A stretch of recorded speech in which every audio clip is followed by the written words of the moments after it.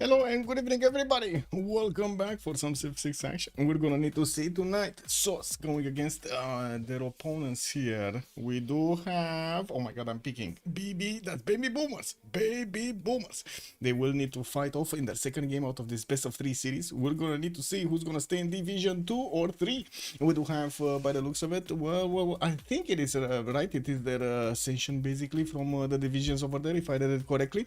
If not, just let me know in the chat over here. I do want to say hello to everybody, and as you can see, they did actually choose already the map. It is if it is Inland Sea, if I remember correctly what they wrote in the title over there. So I'm just going to put it up on the screen here. So it is what it is. I do have to say Inland Sea is a map that we don't see that much. We don't see it. The players don't prefer not to play it. So it is what it is. And we do need to see how they're going to try to actually get that synergy going on this map that is very rarely played. And we do have a lot of land with a lot of seas also in the middle, of course, inland sea. You know, that's kind of how it means. Yeah, we do need to see if the players are going to actually focus on their navy, because usually, most of the time, like I would say 85% of the games are decided by whoever wins the seas. Of course, later on in the game, they can definitely nuke any with those nuclear submarines. And not to mention deny the gold from their opponents. We're going to need to see with the recent changes from BBG if that actually changed a little bit with the new banks and stock exchanges. They do come a lot later, though. We're going to need to see how the things are, how the players are going to choose to go about this. And I do see the baby boomers are going to be on the left side. We do have Sauce over there on the right side. And let me take a look over here, because I believe Sauce does actually stand for something really awesome, right? If I remember correctly. Let me put up over here on the screen. So we got Sauce, which actually means Super Ami Ultra Competitive Éclaté. Yeah, that's what it means, man. It actually shortens into sauce over there. No, I mean, I do like sauces. Do you guys like sauces? I do like sauces in almost everything. Time to pray for Tilted. Yeah, we got in. Let's see, Daniel. Good evening, sir, and welcome. I do see also that will show on the drafter. Yeah, it doesn't. They actually already selected this beforehand, so yeah, it doesn't actually show over here. In Let's See Gaming, yeah, we got Indo banned, and I'm pretty sure we're gonna see quite a few more of these coastal civilizations being banned. You cannot take all of the navals out though, so I'm pretty sure some are still gonna get in. And we do have on the right side the Sauce taking out the Konge, Norway persona, and we do have also Indonesia being banned on the left side. It looks like Lotaro, Spain, and Macedon are taking, well, a bit of a time off over here. Also, I do want to say hello to everybody. Bonsoir, monsieur Rafifi, bienvenue. I do see Ludestracton 12. Thank you so much, sir, for joining us. Much appreciated for the follow. We do have also Echo Supreme. Good evening, sir, and welcome. Daniel Dingo. Hello there, sir. Welcome. Good evening. Ponuki also. Bonsoir, monsieur, bienvenue. Perfect timing for the break from Oblivion Remastered. That is Elder Scrolls, right? If I remember correctly. Ooh, doing those RPG styles. Nice. Monsternath also, good evening, sir. I'm sorry for the timer. I actually messed up a little bit the versus screen over there earlier. Instead of taking out the text over there and just replacing it with the picture. Oh, I don't know how, but it actually remained over there. It is what it is. I was distracted though with the discussion, so yeah. Armada Syracuse also, good evening, sir, and welcome. Also, Fortuna Belly, if I didn't see, good morning, sir, and welcome. Lancer, hello there, sir, and good evening. And yeah, we got some time to watch another Civ6 action. I do have to say on Saturday actually, Saturday during the day, 1400 GMT, if my memory serves me right, we're gonna have a Civ7 competition, a show match basically, with all of the new updates that came out, not to mention all BBG and quite a few UI mods, if I remember correctly. We're gonna need to take a look at the players playing, from Discord streams. Unfortunately, we cannot actually get into the game and, have a spectator slot over there. It is what it is. Civ7 didn't actually allow us this yet.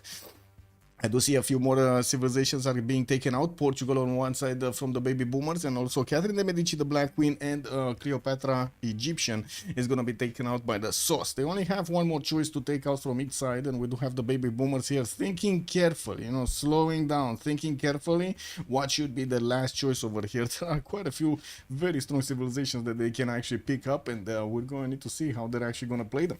I do also want to scroll up over here and say hello to the next one. I did actually say hello, good evening, sir, and welcome. If I didn't, excuse me, I'm sorry. Anyway. Indo can always be junk someone, so yeah, you gotta ban them. Please head games. Good evening, sir, and welcome. You gotta do what you gotta do, man. You gotta do what you gotta do. Sauce. We got some chants over here in the chat. Dr. Mazut, good evening, sir, and welcome. Yeah, we got the sauce, man. The sauce is getting into play, and it looks like they take out Australia on the side of baby boomers, with Genghis Khan being taken out on the side of La Sauce. Well, can I call it La Sauce? The sauce. It needs to be the sauce. Like that particular sauce. Whoa, Skifter, thank you so much for the gifts up. Much appreciated, sir. We got Lancer joining us. Nice. Maya is good. Well, Maya, they did pick up Maya first here. I do have to say, we don't have that much fresh water on this map. As far as I remember, there will be quite a few one-time lakes, some rivers, but most of the time, fresh water is going to be at the premium. And of course, actually, there are quite a few times when the players do choose to go for the Tundra saves, because there's a lot of Tundra. So we've seen in the previous games, like, I don't know, man, like more than 6 months ago when we actually saw Inland Sea, we've seen a lot of Russia gameplays. I remember Propaganda actually trying to push that culture victory after the changes, after the nerfs, tried to push that culture victory so many times and failed, unfortunately. Anyway, we're gonna have Zulu coming up on the sauce over here, being picked up. Definitely a much stronger one than Maya. And I do remember an awesome game actually played by Leech, if I remember correctly. Zulu free simming took out the map. Like, just you couldn't handle Zulu. Like, there was a point when you couldn't handle Zulu. We're gonna need to see if the same thing is gonna happen today, or it's gonna be a much faster timing. We do see also the Dutch have been called into action. We got Netherlands here. Wilhelmina taking up the challenge of actually winning this game. Wait a second, is this actually good? I don't know, man. Chat, is this good to actually allow Wilhelmina in when we have like Japan, Coupe, Elizabeth I, Eleanor, Dido? Like, well, there's definitely somebody over there that really likes Wilhelmina. I gotta say, this is how it goes, right? There's gonna be somebody on the team that really likes Wilhelmina, and to be honest, can you blame them? No. Wait, is this the old Civ? Oh, what do you mean, Sigballs? Hello, and welcome. If you're asking if this is Civ6, yeah, this is basically the Civ6 version. Maya Coupe first rotation, baby, was better. Yeah, someone definitely love some river bias. Yeah, Sigbo, we're still waiting, Sigbo, by the way, for actually Civ7 to give us the same conditions that we had in Civ6 for actually getting the tournaments going. And I guess we're gonna need to see what's happening with the player base. I don't know, man. I don't know about the player base over here. I keep watching the numbers and I'm like, whew. Yeah, it happens. Like right now we got 12. Let me actually put it up on the screen so everybody can see. There we go. I'm watching this right now. 27,000 players, so it's more than double the amount of players in Civ6 than in Civ7. Ooh, yeah, that's yeah, I don't know, man. I don't know what to say, man. I don't know what to say.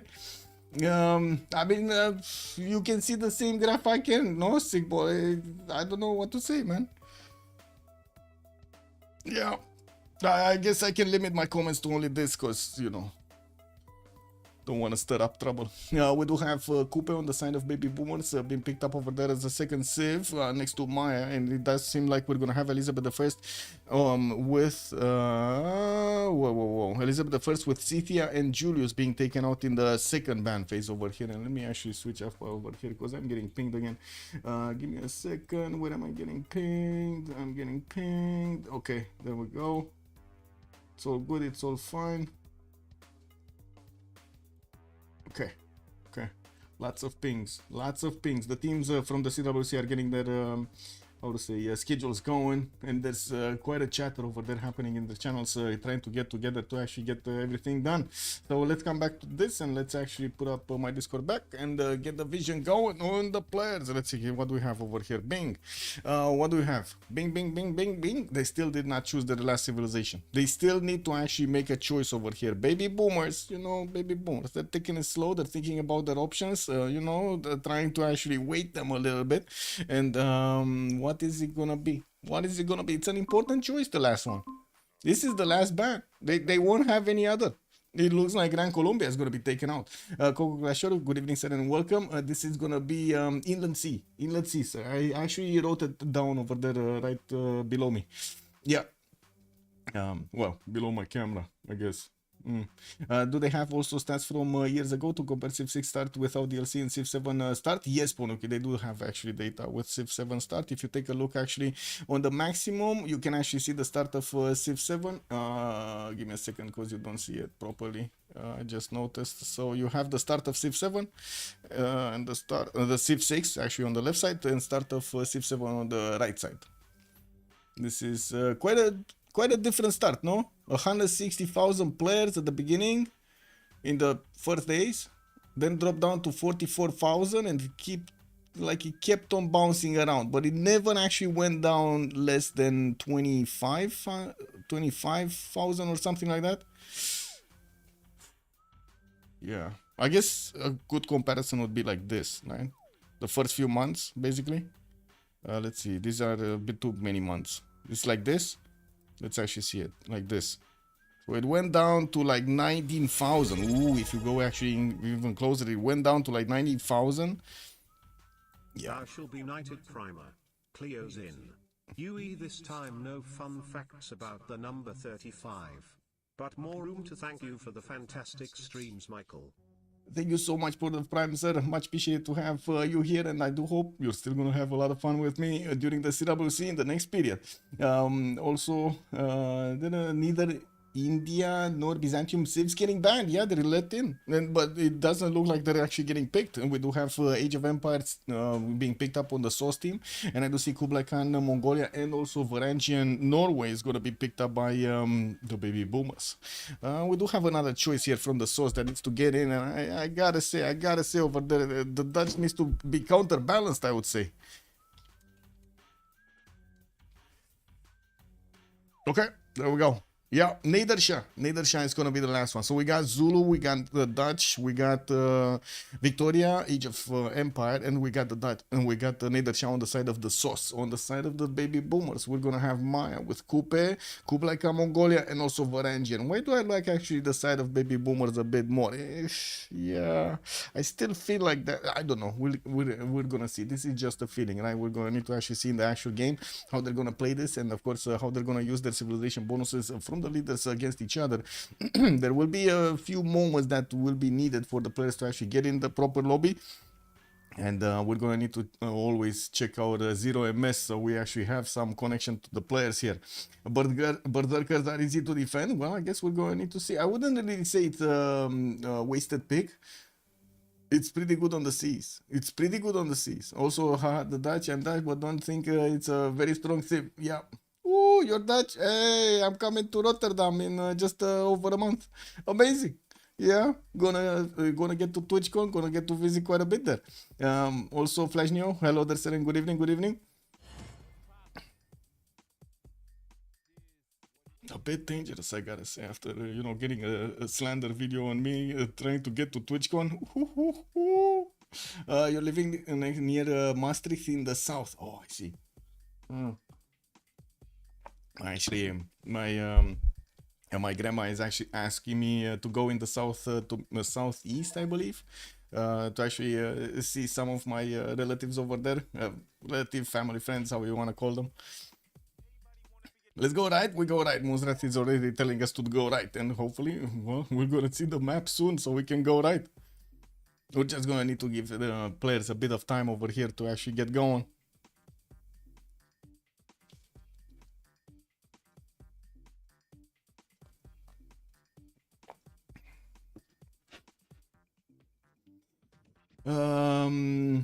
On TwitchCon, give me a second. I'm pretty sure I can actually put it up on the screen here. TwitchCon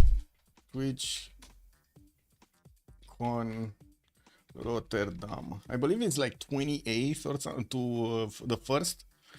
From the 31st of May to the 1st of June. 31st of May, 1st of June. And I'm gonna be there a bit earlier.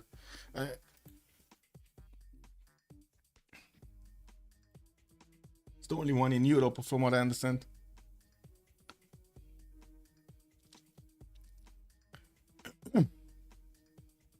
Okay, so just giving a bit of time to the players so they can get into the proper lobby here.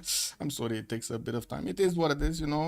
Like I was saying in the chat earlier, you know, it's the period after Easter. A lot of people have a lot more big bellies over here. So, you know, we're taking it slow. We're taking it slow. We got to process out all of the extra material we got from the weekend, right? How is it to live in Netherlands? Are there any good universities there? Yeah, that's a good question, actually. But I have no idea what to say about that. It's probably going to be a Dutch person that actually needs to respond to you, Mosgrat. Yeah.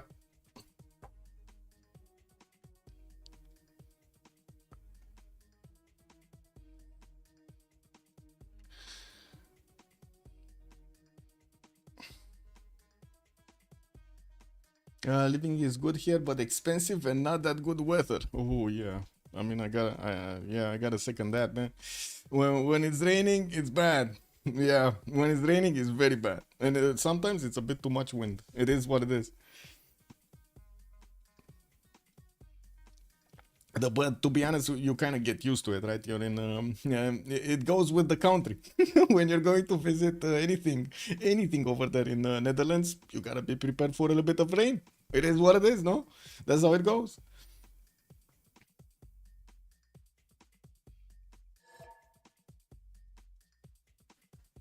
Yeah, I don't like the rain. Yeah, I cannot say I like it either, man. Yeah.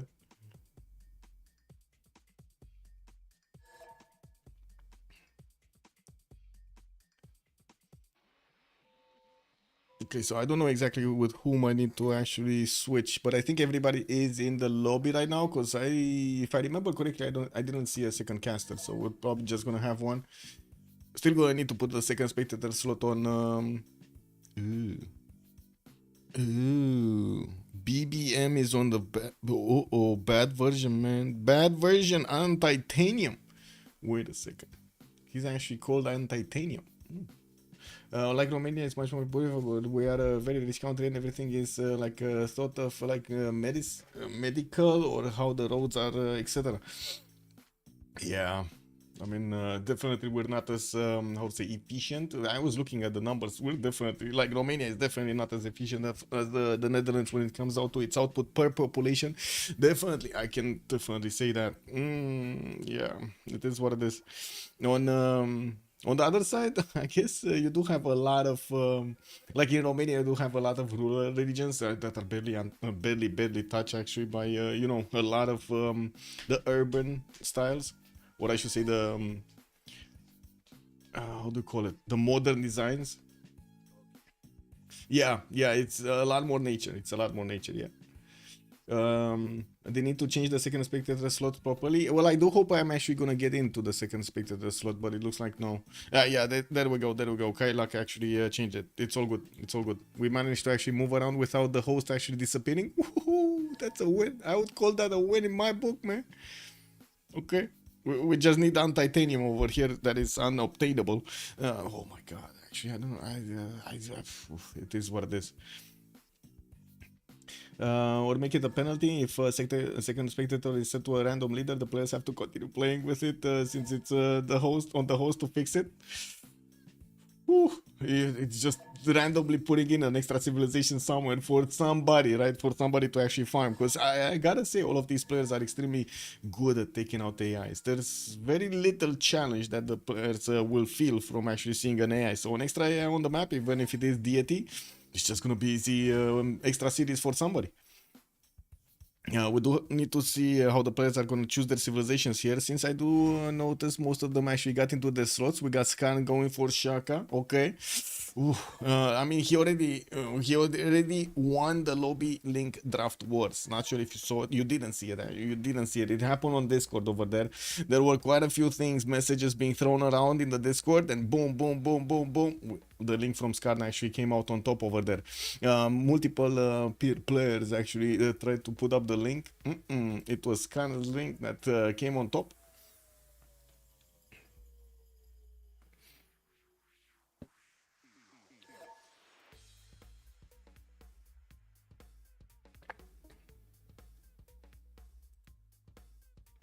Well, taking out an AI is a much difficult. Really, ancient and classical eras are the best time to do it. Yep. Hey, we still don't have the last one. Oh, Wilhelmina is also gonna be picked up by Yo Maya. Wait a second. Oh my God. Wait. So Yo Maya is gonna play against Maya. I'm reading this correctly, right? Yo Maya is gonna play against Maya. Can you imagine how confusing it will be when I actually say Yo Maya is actually attacking Maya, and Maya is attacking Yo Maya? Oh my God, man, this is gonna be quite something. Yeah, this is gonna be quite something. We do have him going for Wilhelmina here. It looks like Falconera 84 is gonna go for Niederschach. First slot on the board here is gonna be Harald Hardrad Varangian on Taxius, and we do have another two that need to actually pick up. Titanium is gonna go for the Lady 6 guy. Whew. No Maya, Yo Maya. Yeah, wait a second. Yo Maya is not Maya. Exactly, Yo Maya is not Maya, man. Asking that chat to change the name. Why? This is gonna be confusing, no? Oh my God. Throwing a little bit of confusion into the mix. I love the Constanța in Romania, lovely sea, love the people there. Yeah, quite welcoming, true. But I do have to say Mamaia prices, which is basically the fun zone, you know, the fun zone of Constanța, is are actually getting more pricier than you know, the best regions in other places of Europe, which is kind of like, whoa, weird. But anyway, it is what it is. It's like a small speck of you know, land over there that everybody wants to get onto the hotels, onto the beaches, and so on. Not to mention, we do have quite a lively, I would call it. I would say this is gonna electronic music zone, I would say. And one of the things that I did see different here than I saw in other places, actually, there are DJs of so there are like plots of land for the beaches being separated for the different hotels, and different hotels actually come out with their own music, or I should say DJs that actually play on the beaches, and well, the people just move from one to the other where they do like the music. It's actually quite a good training ground, right? Training ground for DJs to actually get some playtime in. Pretty good. And then we do have probably all season long, like 3 months long, some form of festivals going around. Some form. It's like some form. Oh, where's the remap vote? Oh my God, remap vote. Yeah, you're right, you're right. I got carried away, man, talking about fun over here. What do you mean? I haven't been actually to Mama in so long in the fun zone. I don't know if I'm too old for this or not. It is what it is, man. I can still do the music, man. I can still do the music. It's coming out. How many remaps? 012 submission period. Let's put it for just some 5 minutes. You gotta get the points quickly, guys. You gotta get the points quickly. And I do have to say, we did have a choice to go for right first. He did say it. He did say it earlier. He was the first one who said it. Baby Boomers is gonna need to show us where Harald Hardrad, the Varangian over here, is gonna spawn. It looks like in the Westfjord. We do have him benefiting from the coast, a pretty good harbor over there, but it's not going to have the extra adjacency from another holy site, which is going to be kind of a big oof. He can probably put the holy site over there on the horse style, because I'm pretty sure he's not going to discover animal husbandry anytime soon. Does have also Galapagos Islands on the western side, and I already see a big weakness in his thorn over here. He's going to have Zulu next to him. Yeah, I don't know. I don't know. I think Nidaros is going to get very saucy. Very saucy. If this map is gonna be played, oh yeah, man. Well, indeed, we do have quite a few geothermals over there in the north for him to benefit from, and there are quite a few stone tiles also by the looks of it. On the right side, +6 campuses, +4s are gonna be easy pickings. Not to mention, he's probably gonna get that city on the niter tile, or I don't know. Next to it, we'll see. We definitely have. Wait a second, I heard a ping. Oh, Musra, I think he's attacking me with the brain. Oh my God, hello there, sir. Thank you so much. Thank you so much. +2 volcanoes, fire goddess, maybe. Yeah, I think that's a remap actually. If they do see Ulundi over here, I mean, that's a bit too much sauce for Paxios to handle, I would say, right? It's a bit too much sauce. We do also need to take a look at the next one. We're gonna need to see where Coupe lives. Oh my God, wait a second. They got Zulu in between Coupe and also Nidaros. Oh, he's gonna spread the sauce everywhere. Matlerus, good evening, sir, and welcome, or I should say bonsoir, monsieur. And the Grand Mesa on the Norway. Wait a second, where did you see Grand Mesa over here? Oh, northeast. That is a pretty good one, actually. Look at the silt tile, giving him a little bit of extra culture over there. We do see Tehonianga no Yakupe also benefits from his reef tile over there. Pretty good campus to put between the mountains and the reef tile. Of course, he's going to want to get that fish improved. We do have him with a few coastals, especially on the western side. He's actually going to get a few more. But there's also Wilhelmina over here. Oh my god, man. This is going to go. Yeah. Not very much fresh water in the north, as I was pointing out before the draft started. Inland Sea is not a map that is I would say forgiving for the fresh water. We do have him with at least another city on the right side with fresh water and one to the north with one of those one-tile lakes. Other than that, he's going to need to do it without the extra housing from the fresh water. We also do need to take a look at Maya's position. That's going to be... okay, that's going to be actually far away from his opponent. Again, he doesn't really care about fresh water, but he does care about the tiles from the mountains and being taken away, basically. And I do have to say, he's kind of getting cheated over here with the western side of the map, actually taking away quite a few tiles from his possible cities.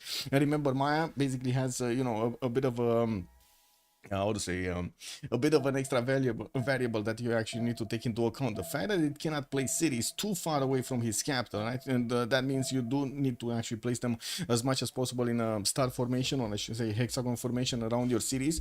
We do have the scouts coming around. He's seeing all of this happening around him, and yeah, he's aware the edges of the map are over there. Not ideal for the baby boomers. He's also gonna have Yo Maya here. Oh my god, they're next to each other. They're actually next to each other, guys. And Maya is next to Yo Maya. Oh my god. Okay, Maya and Yo Maya are gonna actually need to duke it out from the get-go. We're gonna need to see who's gonna win over here. Is it gonna be Yo Maya, the one calling out Maya, or is it gonna be Maya, the actual Maya, the original official Maya? We don't know yet. We do have to take a look also on Kublai Mongolia here. Xanadu is gonna be placed with that's a very nice perfume. Anyway, Sharad is going to be placed with a scout moving towards the south. He does have, sorry, I got distracted by good perfume. I'm sorry. We got over here a few tutus that he's going to need to chop improve with. It does seem like he's also going to have a geothermal in the capital that is going to give him only a +2, but it looks like he doesn't have the extra second rainforest that would be required for the +3. Of course, he can put his government plaza. He does also have a possibility to go for the Temple of Artemis, and next to him he has Nidaros. That's gonna be one of his allies, so he's gonna be probably simming over here for quite some time. Yeah, in the southwest we do have Persia, but doesn't seem like they're actually gonna interact with each other very early in the game. And we do have Xanadu also with available Ikil settle on the right side. Looks like he's also gonna have the freshwater settle southwest and southeast, while I'm pretty sure on the northwest he's gonna need to go some non-freshwater cities next to the mountains so he can at least aqueduct them and of course get those extra housing points going. Looking at the Dutch, let's actually see where the Dutch live. Amsterdam, Yomar is gonna come out with a scout, a second one. Looks like he's slowly going onto the coast towards Maori settlements, and we do have him needing to actually discover that he has Maya. He has Maya on the left. It looks like he's also gonna pop one of those tiki huts, and by the looks of it, we're also gonna have him placed down, I'm pretty sure, a lot of cities on this river. At least he does have a river to walk with, right? At least he has a river. That's gonna be pretty good. 6 for a settle coming around, more fresh water for the northeastern settle. South doesn't look like the coast is gonna be that given, and I do have to say he's an opponent over here of Kupe. We're gonna need to see if he's gonna manage to actually get to the caravel timing quickly, or maybe Kupe is actually gonna do some mischief, especially with Zulu in between Kupe and Nidaros. Doesn't seem like it's gonna be an easy game here. We also need to see Age of Empire. Age of Empire is gonna be on the south part of the map. Looks like he's gonna get his settler out in 5 turns here. That's the first one. And we do have him with a single one-tile lake towards the south to get some fresh water. No fresh water at all for days over here. Look at that, screens on the western side. This map is just not that forgiving with Puimo. Wait, how do you pronounce this? Is Puimo? I think it's Puimo, right? Whoa, I'm getting attacked by something like fire over there. Whoa, need to actually, dodge this. Thank you so much, Moonthreath. Next time I'm gonna need to be quick over here. Also, Sick Ball, but Kanji, they just watch your stream to look how the map is. I know that it's probably not allowed. It is not allowed, yes indeed. But they can, but can they cheat this way? I mean, there are quite a few things when you talk about cheating. I'm not gonna go through them right about now. Having a stream is not necessary. It will be obvious to the cheaters' decisions that they know something they normally don't. Yes, also what Lancer also pointed out over there, we did have quite a few allegations, and we did need to actually take a look at the saves. I'm pretty sure referees are actually quite smart over here, and they're gonna find them out, sniff them out over there over time. Not to mention also in the post-game, how to say, in the post-game internal teams, they do actually take a look at the saves, and they do, how to say, watch the moves for, you know, extra builds, or what did they do to actually win, or what they didn't do to actually win, and so on. I do also want to move towards Nader Shah here and take a look quickly on his pawn. He does have 2 of these diamonds that he can get improved for the extra gold, easy peasy. And from what I do see, he has the most rivers in the game, with river spanning for his capital towards the north to get an extra city, probably on the main style, with another one towards at least another one over there in the southeast. He's gonna have a second river west side that he can actually keep on settling city. Oh my god, this is beautiful land actually for Nader Shah. Beautiful, not that many chops, I gotta say, not that many chops, but definitely quite a few food points, and not to mention production points that you can get from this relatively hilly terrain. It's actually a medium in the hills. We do already see Mongolia is fighting off the Persian warrior there, and it looks like it got knocked off to half its HP. We don't have Norway actually showing up his face, so you know, Persia doesn't know about his north. Oh, never mind, they do know about his north already. Zulu's scout is actually taking a bit of a hit over here from the Norwegian warriors, so they know. They actually know. Now the question is Zulundi gonna have a good enough spawn over here? Does he? I mean, there are a few inland cities that he can place towards the north. Does look like he's gonna have those lakes over there providing him some fresh water. I do have to say the Ikandas actually help out Zulu quite a bit at the beginning of the game, even in non-freshwater situations, because they do give him those extra housing points. Yeah, no problem, no problem. Yeah, kick.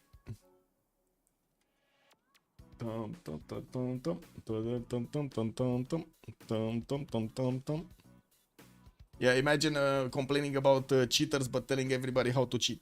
It's insane, man. It's insane. It's wow. It's, wow.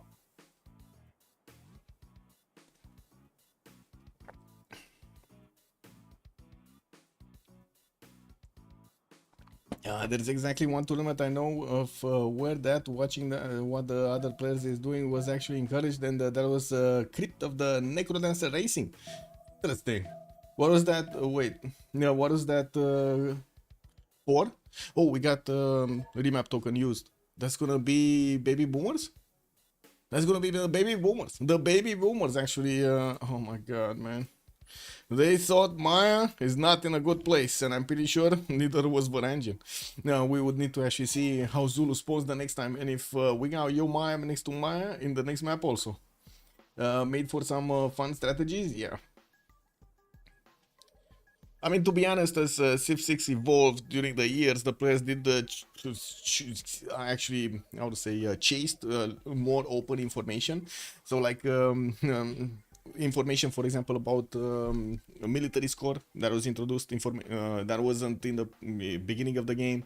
All of the information that you can gather from actually seeing how many points somebody's making somewhere.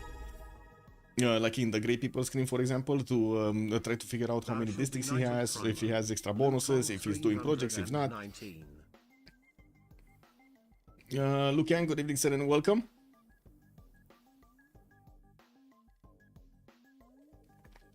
Thank you so much for the prime. Thank you so much, sir. Much appreciated.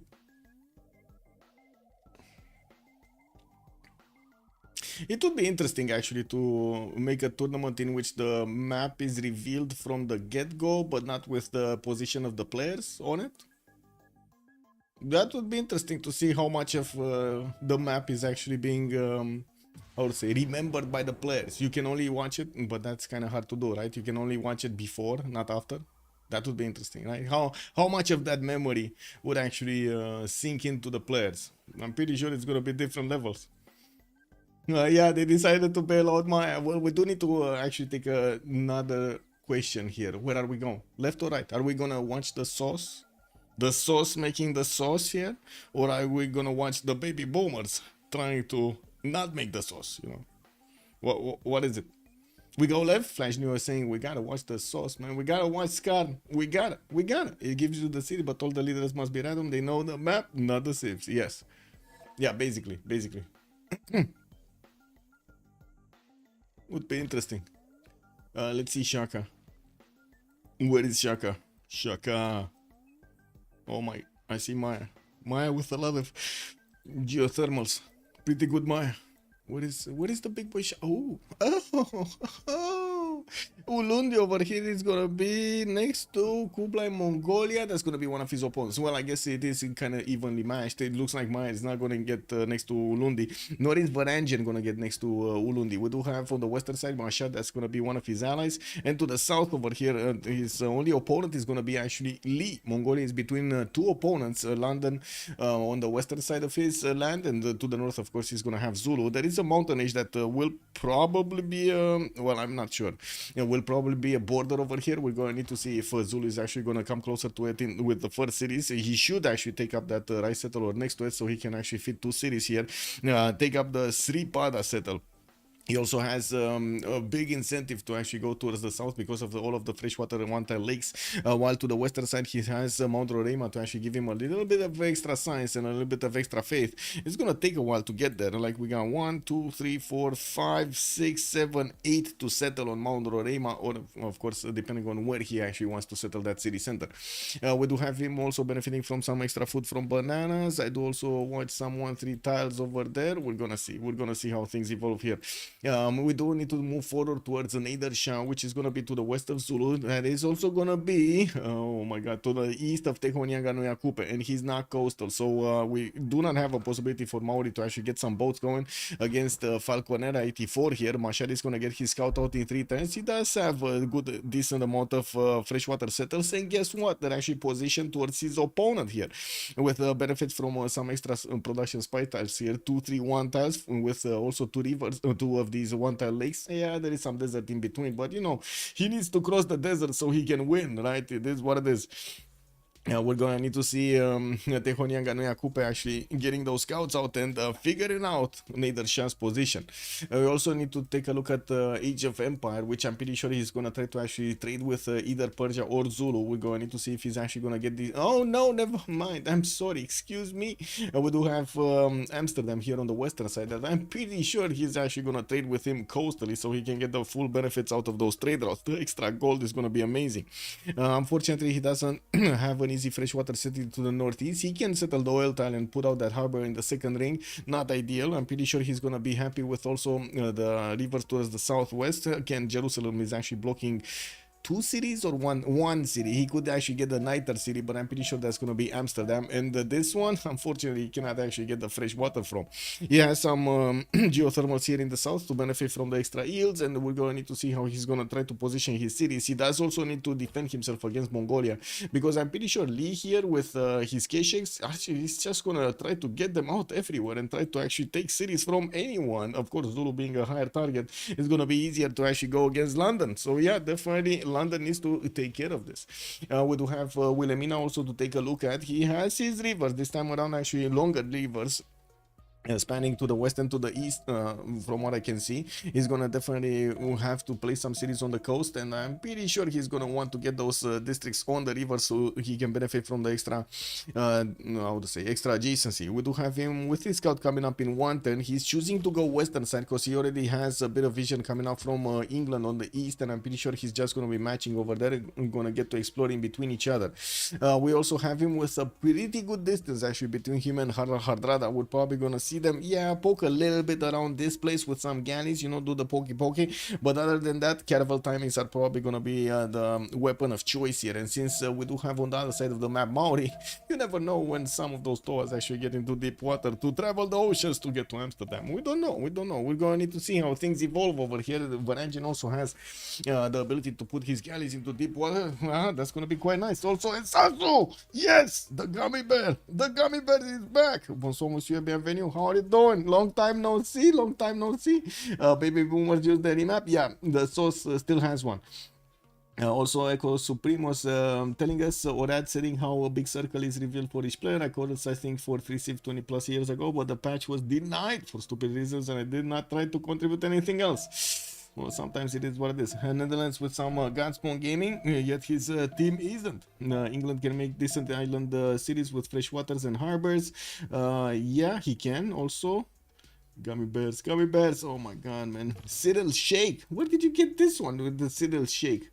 I know this emote, what I should say, I know the meme this emote actually comes from, but I don't know who is Cirella. Who is Cirella over here? Who's doing the shakes? Oh my god, she's actually live over here. Oh, I see, I see. Yeah. Well, I can only say Sasu has good taste. Sos will keep this probably. Let's see it. Let's see it. They do look good. They do look good on the spawns. Let's actually see Kublai Mongolia here. We got Shanadu coming up with his settler out in 7. He's moving through the north, and he might actually see Zulu scout, depending on, of course, their movement. Yeah, we do have him with a scout also moving towards the south, taking a look at Lake Victoria, which is going to give him some fresh water. I do see a decent amount of fresh water. Actually, he has a nice amount of cities that he can actually place with the freshwater bonus, and since he is Mongolia, well, he's going to be lacking a bit of housing here. We do see also Maya is going to be left alone on the western side of the map. He's going to have an ally over here, Hardrad, Varangian, and by the looks of it, Maya is going to need to actually carry this game. I gotta say it right now, he's going to need to carry his game. He has zero amount of enemies around him to actually slow him down, and he's also not going to be incentivized to actually settle cities that many, that far away. Not to mention, finally, this actually edge of the map is not going to take away tiles from his cities. And we do have him also with some geothermals. Oh my god, again, a lot of geothermals. Look at these, man. Look at these. This is beautiful for his observatories. Yeah, it is what it is. Anyway, there are quite a few also stone tiles for him to actually chop at. I'm pretty sure he's not going to go stone circles here. Usually we do see Maya trying to actually get his goddess of festivals for the extra culture on his plantations, since he really likes the plantations. What is this pony, Maya? Yeah, this is very good. This is very good. Also, problem is Maya is thirsty, very thirsty. Nothing to drink. I mean, send some send something. I don't know, your Maya needs to do something, right? He is the one that actually keeps on calling out, hey Maya, where are you? This time around he's kind of far away, right? He's kind of far away on the other side of the map, unfortunately. Yo Maya over here with the Dutch, not gonna be that close.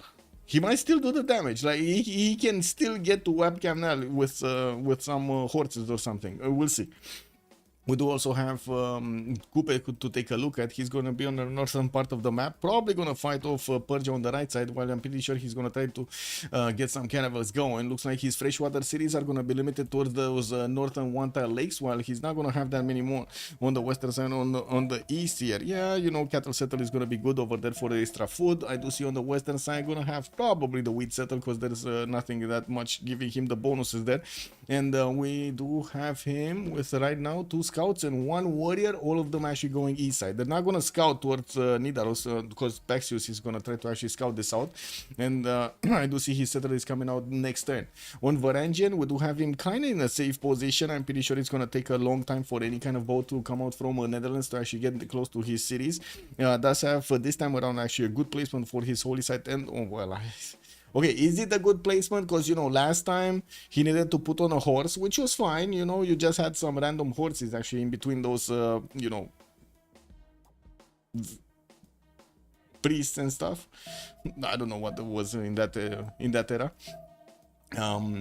But yeah, this time with this spawn, he might actually burn them alive. I don't know what is good. What is better than what is better than this? Right? What is better between these two options? Putting holy site on horses, having horses just running around your holy people over there, or having like random destruction happening on your holy site that gets to burn all of those people. I don't know what's better, to be honest. This is a hard choice. A really big moral dilemma, don't you think? Will you test the new multiplayer changes to Civ7? Did they add 8 players? Because there's like not much that I can. I mean, yes, I would like to test them, but is there meaningful change? That's, I guess, what I'm actually pointing at. Is there meaningful change? Because right now I don't see meaningful change. I see some options that should have actually been there from the get-go. Maya has a little confusing amount plantations. Other things are beautiful, beautiful. Really good spawn otherwise though. Yeah, we go right again. Okay, so they use the second remap token. That means we can actually finish the prediction. That means 2 of these remaps have been used and only 70% actually voted for them. Uh-oh. Who did get the 23,000 points? 2,300. Oh my god, 1,447 points. It was Halosar and 2 others. They nailed it. They knew 2 maps is the way to go on the inland sea. They knew it.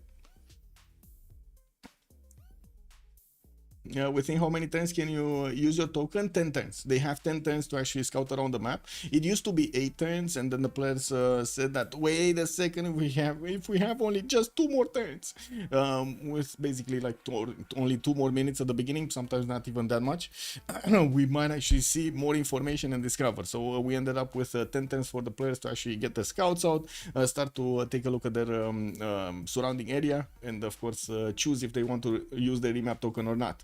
The points, the glorious points. Exactly, man. Yeah. 100 points resulted in the 572. Yeah, not much. Just 5 times plus more. I mean, I don't know what to say, man. You should have placed more points, Mustrat. No, you should have placed more points if you are so. Yeah, invest more. What do you mean? Wow. Anyway, let's actually see how things are gonna go here. So I finished that one. I think we need to put up the next prediction, right? It's gonna be the who's gonna take who will conquer the first city. Guys, you kind of remind me to actually put up also after this prediction the next one, who's gonna win the game, because sometimes it's just get carried away with the commentary and I totally forget. Baby boomers over there with a submission period for 15 minutes, because this might take quite a bit of time. Let's get it going. Whenever I place more than 1,000 points, I tend to lose the bet. That's like karma over there, no, Muzras? Or is that it's some mental thing? It is what it is, man. Okay, what do we have? We go right. You said you will go right. So we're gonna need to take a look at Paxios. We're gonna need to give them a bit of time over here to get into the lobby and get into the map though. And I do see Paxios is already with his settler next to a lake that he's gonna get some fresh water from. He has Nadershot to the northwest. That's gonna be one of his opponents. Inland, he's gonna have Maya right behind him. That's also gonna be protected by him by the loose of it. And I don't see his next opponent. Oh my God, London is so far away. There's nobody in between. There's nobody in between. Look at this. There's like a third of the map. More than a third. No, a third of the map will not be populated. He has so many cities to place in the southwest. Anyway, and Nidaros here is gonna get his 3-2 banana to grow faster. And from what I do notice, he's also gonna have the lake to actually place his holy sites next to. I don't really see a good placement for it though. Probably this one is gonna be his choice. It doesn't seem like any other placement for his holy site is gonna give him more than just adjacency towards the harbor, and actually +3.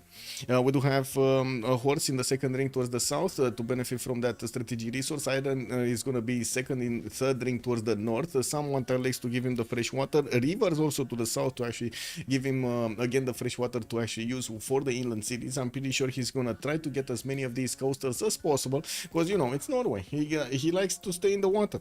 And we do have him also sending his first warrior towards the northwest, which is probably gonna find out a unit from Persia. I don't think the warrior, but I'm pretty sure something else over there. We do also need to take a look at the next ones. We got Coupe to the west of Nedersha, east side of the Dutch, and these are 2 opponents here. One of them is gonna be coastal, the other one not. It looks like he's also gonna have no freshwater city western side, freshwater city on the east, but he's gonna need to move a bit. And I'm actually curious if he's gonna try to space these out with one city in between or not. Of course, getting it over there on the stone, or trying to get one on the coal and then another one on the wheat tile, which kind of looks like very, very bad. Look at that. It's very, very bad. Like, look, he's gonna need to invest so much gold into this to actually make it work. So I'm pretty sure it's the first option over there, getting on the stone tile. Has another one tile like towards the north, and yeah.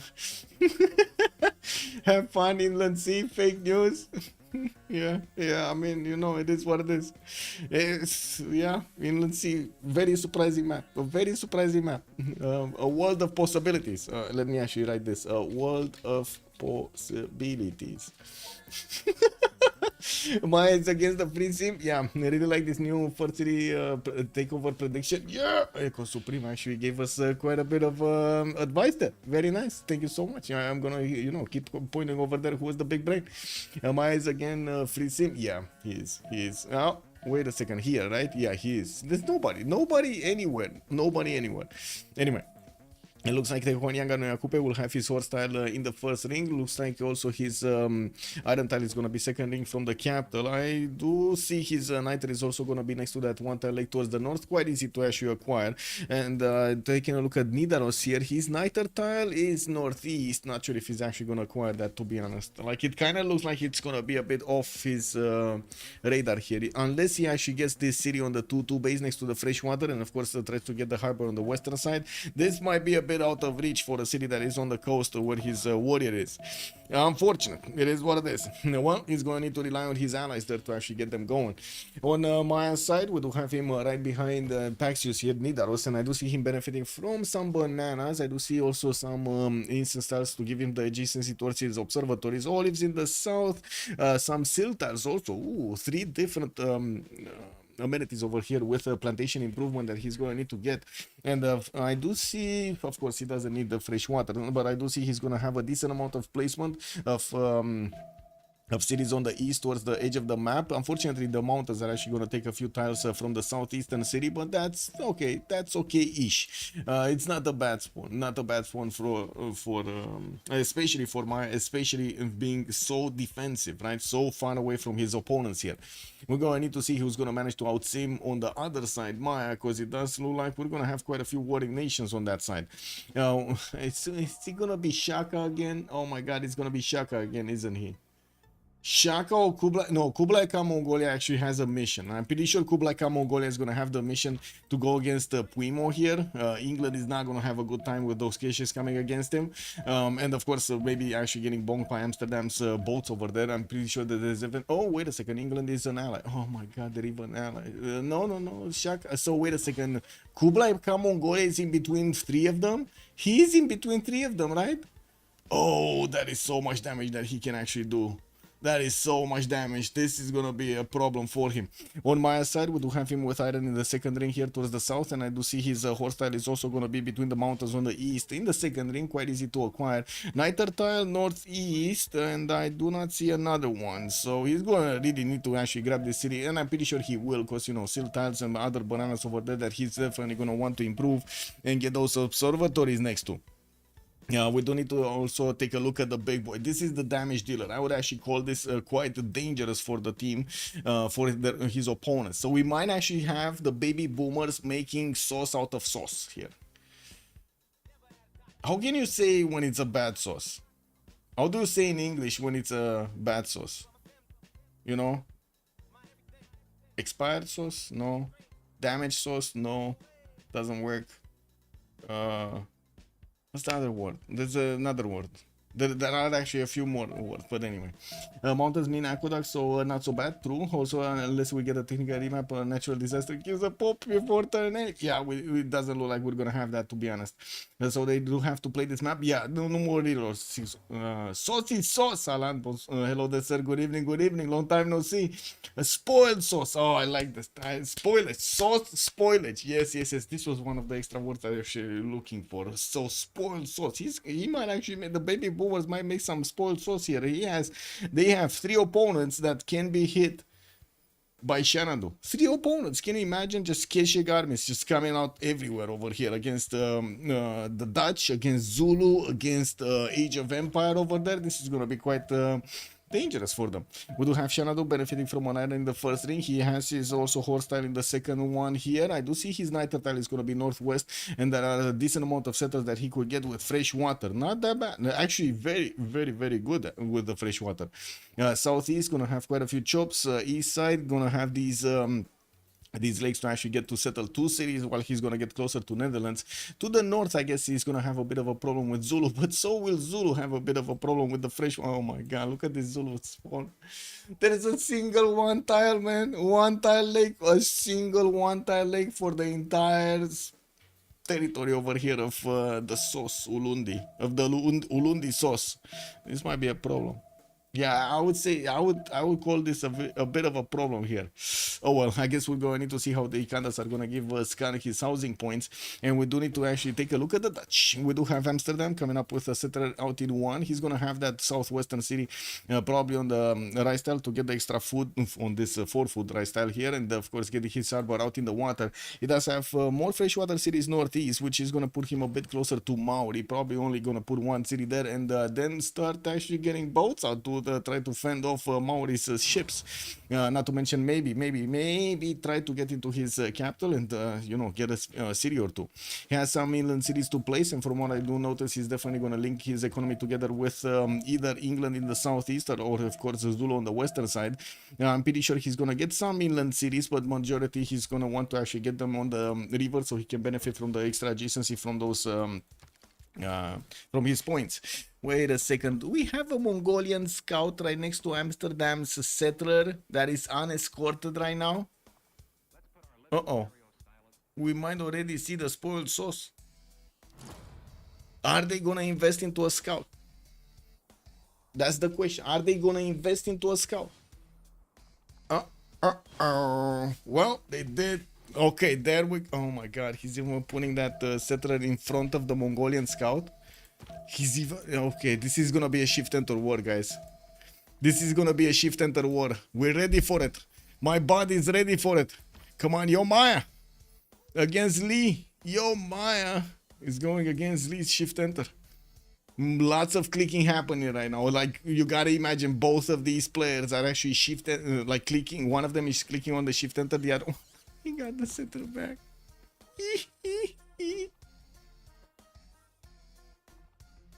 Yeah, drama incoming, man. Man, I guess he didn't want to go that way, man. He didn't want to go that way. That Mongolian scout was a bit too strong. Yeah, and this is, I guess they already are starting to spoil the sauce. This is not good, man. This is not good. They're spoiling the sauce.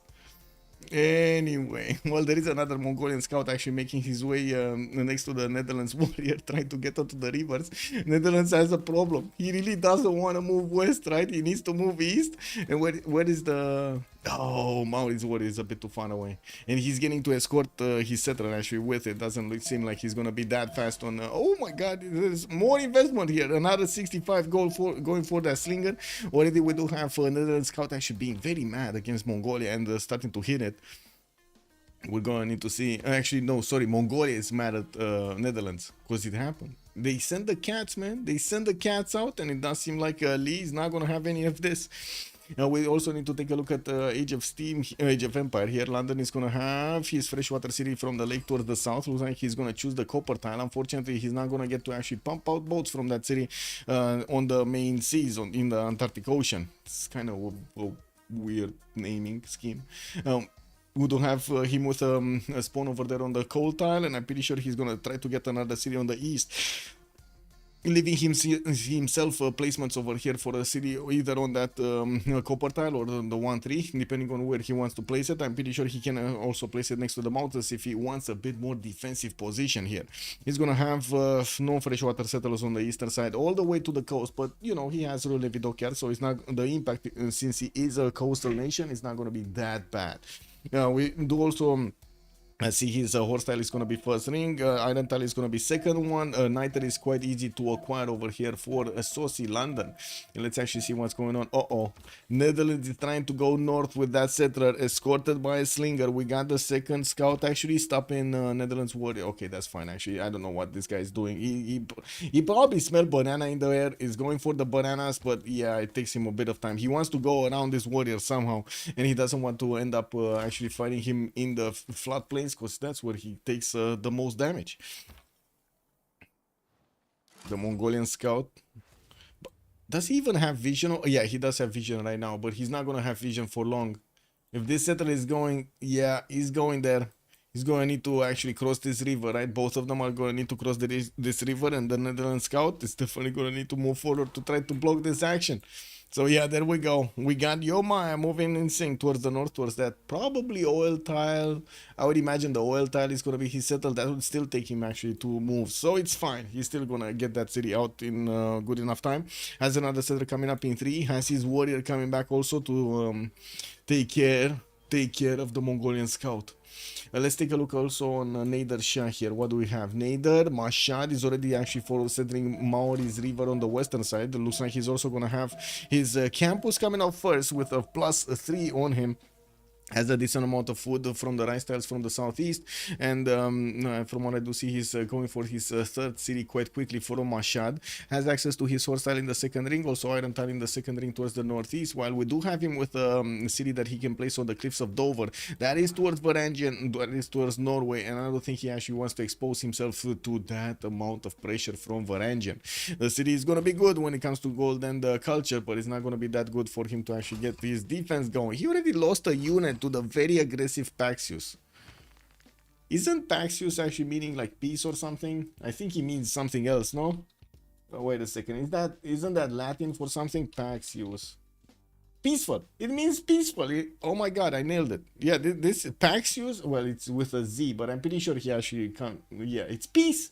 It means peace. Oh my god, I think he's doing something. I mean, I guess it depends on how you actually spell peace, but yeah, yeah, he's doing a lot of peaceful things over here against Sosi Mashad. I'm sorry, guys. That was a very peaceful move coming out from Paxius here, piecing out a unit from the rainforest. Yeah. Let Distracton also point out Maya can have the 1 versus 4. Well, let's actually see if he can actually get that 1 versus 4. This is gonna be fun. I'm pretty sure it's gonna be fun. Okay, now what do we have here? We got Mashad also trying to actually fend off one of the Maori scouts. He did settle his city that he's gonna get attacked from the coast by frigates, but I'm pretty sure since there are no cliffs here, of course, those Toa units can get out onto the city center quite quickly. We do have also Nader Shah going for his bronze working. He's gonna get the boost from Skarn. I'm pretty sure Skarn getting it in 3 turns. He's gonna boost out Falcon. We do also have Maori scout trying to get out of this location, but he's not fooling the slinger, man. He's not fooling the slinger at all. He's gonna need to find another location, because if he goes for that forest, the slinger is just gonna keep on following. We do have the second campus also being placed by Susa, and I'm pretty sure Kamats are gonna follow up right after he's gonna get those technologies. We do need to also take a look at Shaka, which is already for settling his opponent here towards the south. He sees Mongolia settler going right where his warrior is, and he's gonna try to block that settle.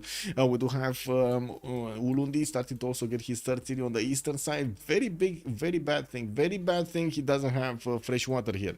We do see cities are barely growing over here to the next population levels, and because of that he's not actually working. More food, more production, more yields coming out from those tiles. And we do have him benefiting from a +3, +4 campus in the capital if he wants to. Quite a few chops coming out from those stone tiles, and also his I would say beers there. Give me a second, because I misplaced something. Oh my god. Got it. I misplaced my hankies. I need my hankies, man, because whenever I talk actually a lot, for some reason my nose starts itching. It is what it is, man. I don't know if I'm ever gonna actually get this out of my system, to be honest. Itchy nose whenever I talk a lot. Can you imagine how frustrating it is when you actually need to, basically your job is to talk like 6-7 hours and your nose is always itching? Paxius broke the honor code. Well, yeah.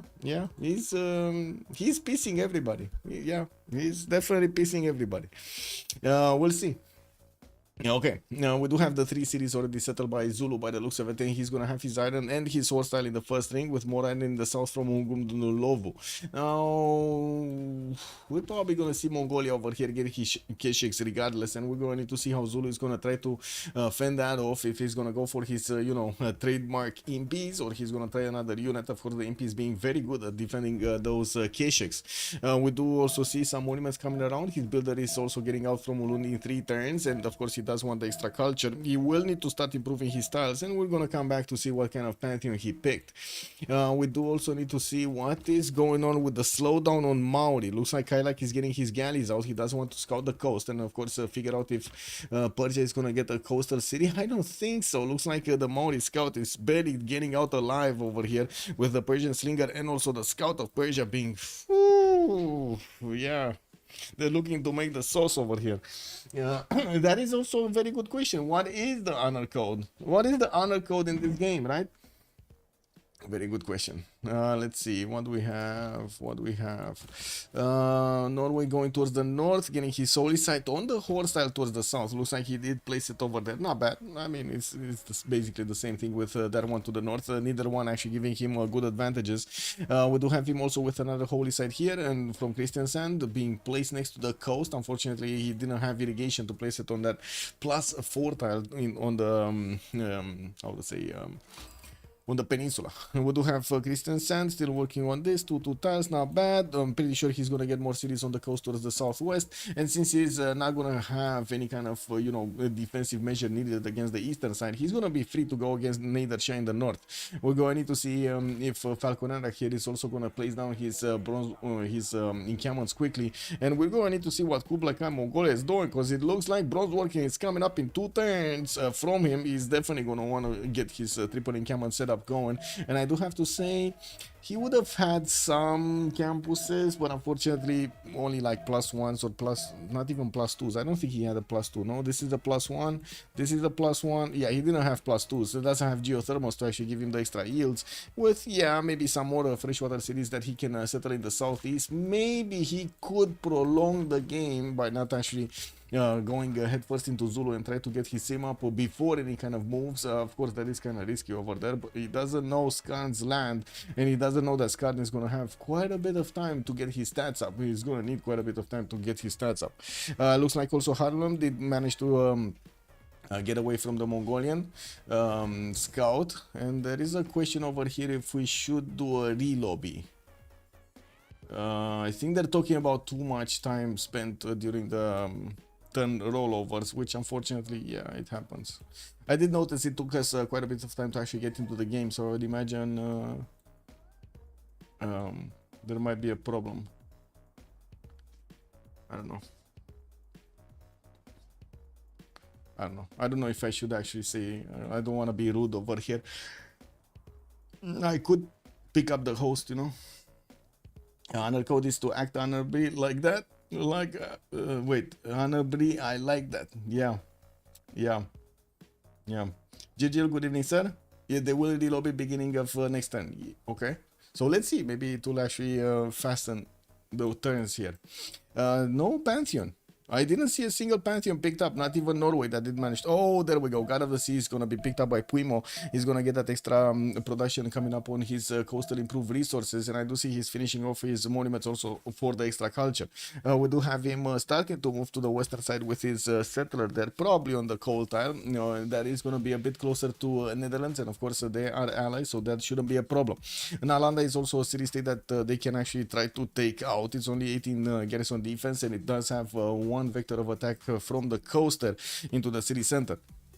And while I do also notice Mongolia started improving his horse styles, it looks like Zulu didn't actually manage to slow down Ulaanbaatar's placement. Zulu is also placing down his Ikandas and getting them very quickly. You do see the triple Ikanda setup coming out from him, and we're gonna have this quick relobby. Is that the CPL? No. Boreal, good evening, sir. Oh, I don't think so. I think it's actually a CivFR Falconera version. It's kind of a different name, Falconera 84. Falcon is Falcon. Falcon is definitely Falcon. I don't think it is. I don't think, but I can double check. Maybe it's a Smurf. I don't know. All of the Smurfs going around. Who knows?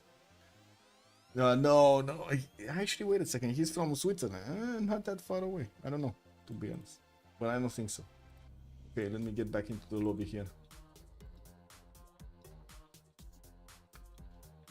Let me see. So we got Falconera here. Alright. 1800 hours on record. Where is Falcon? We have Falcon on the server? We do. No? or we don't. I don't know, man. It doesn't seem like we do have him here. Maybe on CPL. Falcon. No, no. Falcon. I guess this is Falcone. Falcone.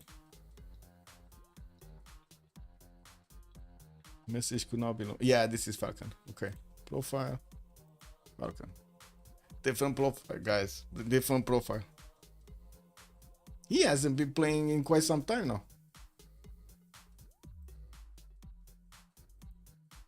Yep. This is what it is.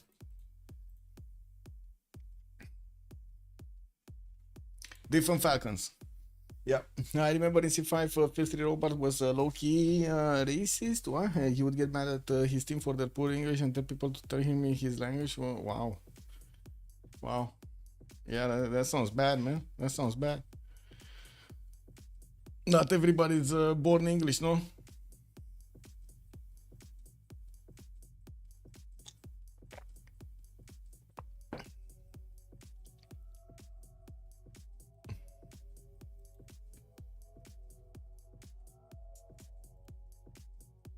Iceland Doka, good evening, sir, and welcome. Also, Papa's good evening, sir, on YouTube. Iceland Doka was mentioning this is caramel and vanilla, May. There is also a chocolate Maya. Oh, this is caramel and vanilla Maya. This is chocolate, but not in this game. Yeah, he didn't get lucky with the chocolate, unfortunately. Did we have actually more people joining the lobby and I didn't get to see them? Give me a second. Ooh, network connection to the host has been lost. We need to create lobby. Confirm settings.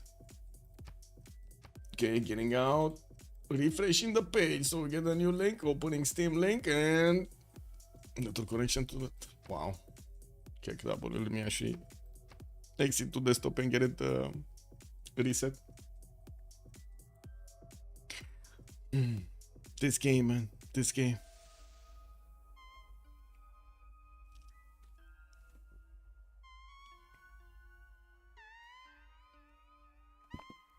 Hello.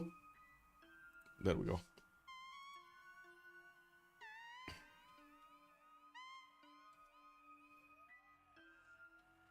Are you not happy? The shipyard that could. Good evening, sir, and welcome. Not sure exactly what you're asking me. Not happy. I'm not that happy. I guess I don't know. Very rarely, actually, I'm you know, going too dark or going too happy. I try to be as balanced as possible. Kind of hard, actually, these days. Kind of hard. Especially if you kept on saying things that, you know, everybody ignores, and a decade later, actually, they not only start happening, but it's explosive what's happening. First thing I hear this game, man. I mean, look at this. Yeah. Yeah, this game, man.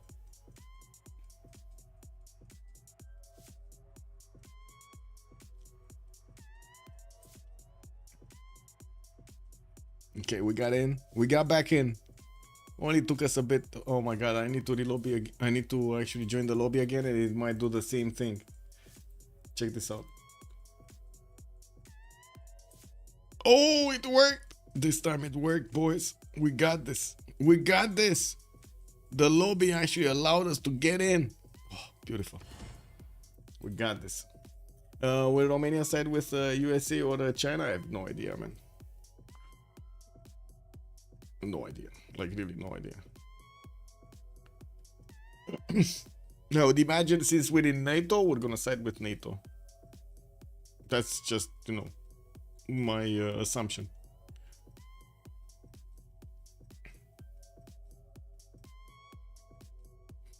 If we would be in BRICS, maybe we would have sided with BRICS, but we're not in BRICS, we're with NATO.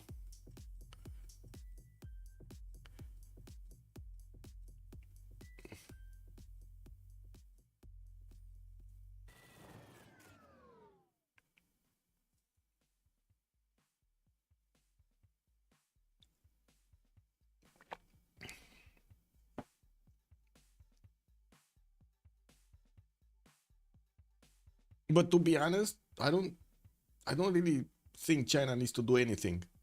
The West is kind of doing very well of taking bad care of their population anyway. So if you just let them be, you'll outlive them anyway. Like there's so many problems right now in the economies. Oh my god, man! Like in educational system, economies, and everything, like it just goes down under. And with how to say, with the social media impact on people,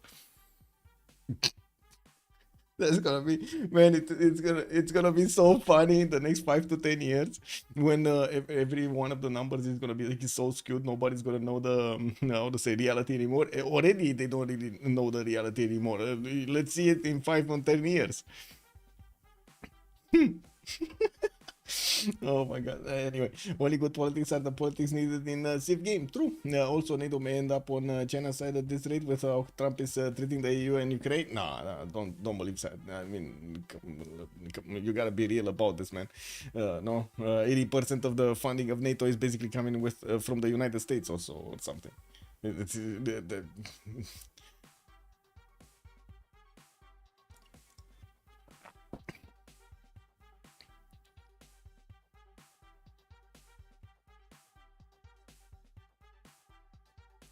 Okay, so back in the game, we're just going to need to actually not touch buttons. I just remember we're in a relobby, so we definitely need to not touch buttons for so we don't get double loaded here. Yeah.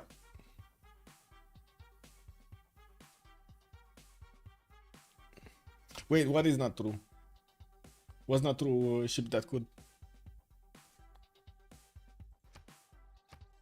Okay. Okay, we got into the map. Sir, the whole set being placed down from Alesundis. Decent ways. Uh-oh. We got a scout here that might actually take the Persian settler. There is a scout from Norway. Paxios is doing it again, man. He wants to piss the settler. Oh my god. Is he gonna make it? Because you do see he has the promotion, right? He has the promotion for faster heal on terrain, so he only spends one single movement on the heal terrain. He could move 1-2 at the end of the turn, and then could just click on the settler wherever he might be. If he goes into the forest, of course, he might not actually get in there. But other than that, that is quite a trick. A direct line for the settler. Uh-oh. That's the one tile. That is the one tile Norway in the forest could actually reach, guys. Oh my god, the Norwegian scout might actually get this going. He's gonna need to be careful with the last moves though. Wait, is this Slinger? Oh, this Slinger doesn't have moves, so he doesn't care. Wait, Norway doesn't care. He can move on the 1-2. Does he know? I don't think he knows about the Slinger already moving, spending his move on points. Of course, there would have been a danger for the scout to actually get hit by the Slinger. Only a bit of health would have been shaved off, but still, you know, that's still health that you might use for something else. Most of us here are anywhere since start of the. I can imagine, Musrat. I can imagine.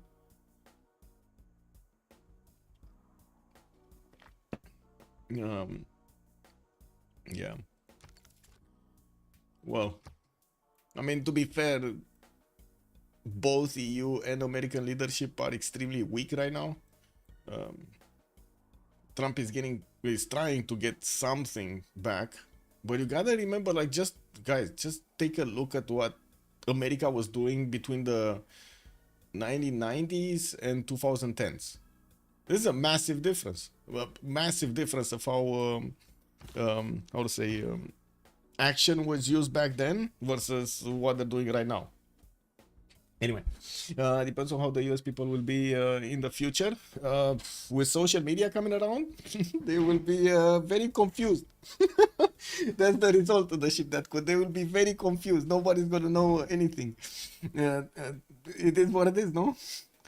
So I'm not sure what would be a good university for PhD education there. Switzerland. I mean, there are in Europe in general. There are quite a few good universities that you can actually take, how to say, take classes in. I'm pretty sure there are quite a few. I do want to take a look at the last moves coming up from Netherlands, from Norway. Come on, Norway. You gotta click, man. One more.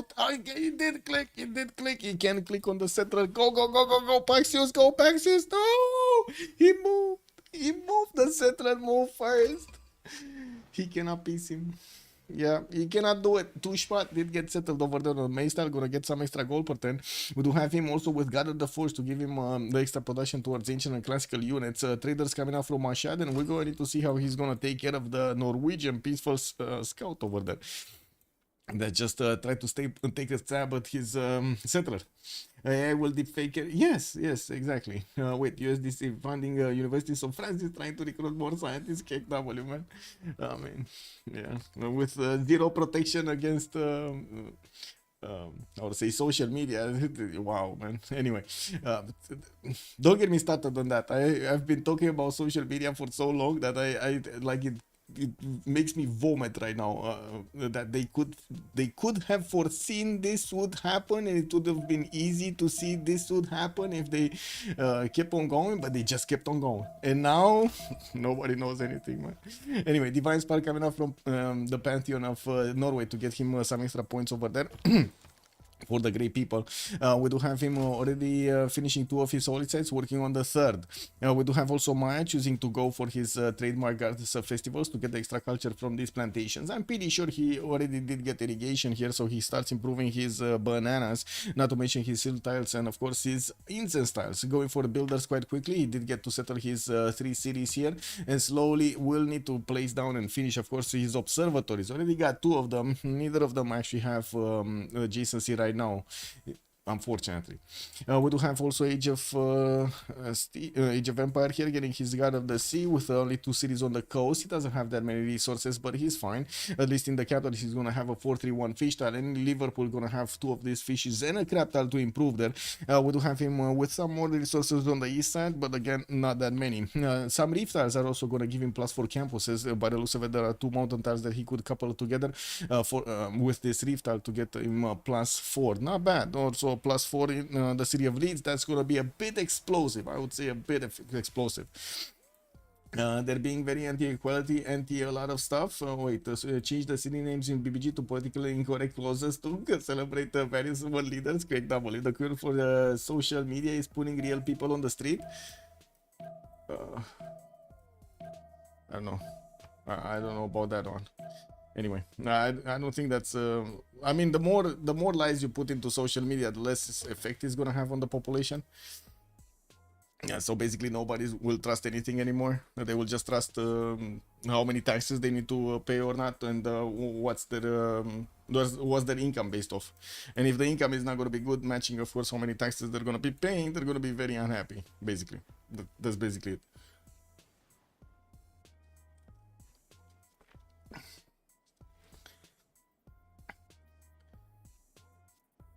Yeah, I don't think Christianity is wrong. It's good to have some rules. The 10 Commandments, for example, is a very good, I would say, a tablet to work on, to work by, I should say. Moksha getting aside to the city of Zulu for those extra culture points. We do have builders coming around from quite a few cities, also getting monuments in Kwadukuza for those extra culture points. He's right now 7-7, while his opponent is also 7-7. So matching numbers here. We do have Mongolia also getting those 3 encampments down. It will take him a bit more time than, of course, it was taking Zulu. He doesn't have the half cost encampment. Zulu is starting to get his great general points per turn. We do have also Norway getting 7 of these great profit points for Lousy, and I do see Maya started getting some scientist points, but he doesn't have Hypatia available for him yet. I didn't see anybody actually going for merchants, but that would be a very good question if we're gonna have Netherlands actually getting his harbors out, or he's gonna want to get commercials next to these rivers. We do have him choosing to go, of course, for his campuses to get the extra adjacency from those rivers, and I do see he's gonna start off on some monuments from Harlem. Also, so they can be, and if they are unhappy, they need people to blame. Yes, exactly the ship that could. Yes, that is how it always goes. Looks like Maori getting some galleys out. He's Netherlands is not getting galleys. Kailak is taking up I would say, the initiative over here and getting the galleys towards his opponent. Did he see his opponent's cities? I mean, he does know about Amsterdam being with 2 vectors of attack against the city center. And since we don't have, oh my god, he's gonna get here. He's not. Look at this warrior. This warrior from Yomaya is actually standing behind the forest. He cannot see into the water, right? He doesn't have the vision over the trees over here. Uh-oh, Yomaya is in deep trouble. Like, these galleys can be on the city of Amsterdam and start shooting before he can actually react. This is a major problem for him. Major problem. Anyway, we do have harbors coming out also from the cities of Coupe. I do see City Patreon Goddess has been chosen as a pantheon. He's going to get 40% towards the first district in a city, and of course the harbors are going to be the first choice. We do have him with a Persian warrior that is starting to be a bit too close for comfort, but of course he's not a classical unit, so he's not going to do that much damage. It's just annoying that you do need to take care of this extra variable. We do have also Zulu getting his 4th city out from the city of Ulundi. He's not going to try to actually deny generals, and from what I do see, Lee from the south is also going to start adding a few more of these great general points per turn. I think he did go for God of War and Plunder, so he's getting 1 extra point over each of these encampments. Not bad to get those points quickly. Royal Navy Dockyards also from Puimo beating Paris Town. I do see Persia did go for his initial campuses, and he's finishing them soon. Has a +2 in Tushpa, +3 in Mashhad, and Susa did go for another +2 here. While in Nidaros cities, or I should say in Norway cities, we do have him starting to get some slingers out, with Moksha establishing in 2 turns in Nidaros for those extra culture points and some faith points. Looks like Maya is being left alone to actually get to sim this out. Also, and Hill pillaging the fish, and Hill, yeah. Oh my god, this warrior is still sitting here. This warrior from Yomaya can go and grab... Oh, he grabbed the banana. He sees the boats. Immediately, we do have galleys coming around from Amsterdam, but and of course he did plug in. Oh, he saw it, man. Yomaya saw the boats. Of course, you could actually hear the boats in the water when you are in the game, so he probably got suspicious over there. Yomaya is gonna get his Amani in the first city center by the looks of it in Amsterdam, and he's gonna get a galley out in 2 turns, and another one from the city of Hague. These boats will still, oh my god, will still get to attack into Amsterdam while it is only 15 HP. At least one of it, it's gonna get to attack into that city center. Is it gonna be enough though? I don't think so. Attack! Attack! Charge! Kylak, charge! Overdose, good evening, sir, and welcome. I have no idea, Overdose, man. Oh, how do you say this?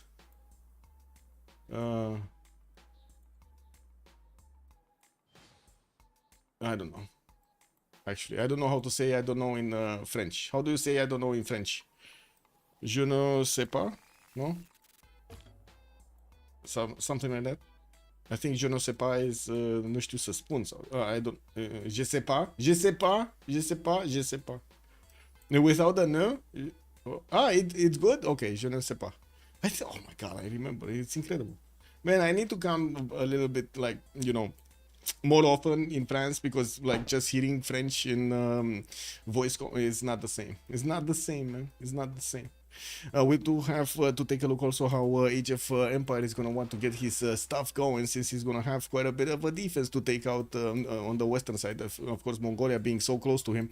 It is going to be dangerous also for Netherlands to actually fight off Maori, and at the same time try to actually fend off the attacks from Mongolia. We do need to see a Zulu that is going to be active over here in the north of Mongolia if he wants to keep away his allies from being attacked. The city of Liverpool is actually quite exposed to attacks here, and we do have England getting some galleys out, of course, for free from his Royal Navy dockyards. He's going to send them as quickly as possible to help out Netherlands keep his cities. And from what I do notice, Kylak did not actually attack into that city center of Amsterdam, and unfortunately that actually, well, will not allow him to do much here. I guess it's fine. He's just going to keep his galleys in front of his opponent and going to try to slow down Netherlands here. Since he already did force Netherlands to get some boats out, it's still a win. I would say it's still a win. We do have everybody in the lobby managing to get their RR scores for the Golden Age. I do see also Buenos Aires, Brussels, Auckland, and Hong Kong are going to be available for them for industrial bonuses.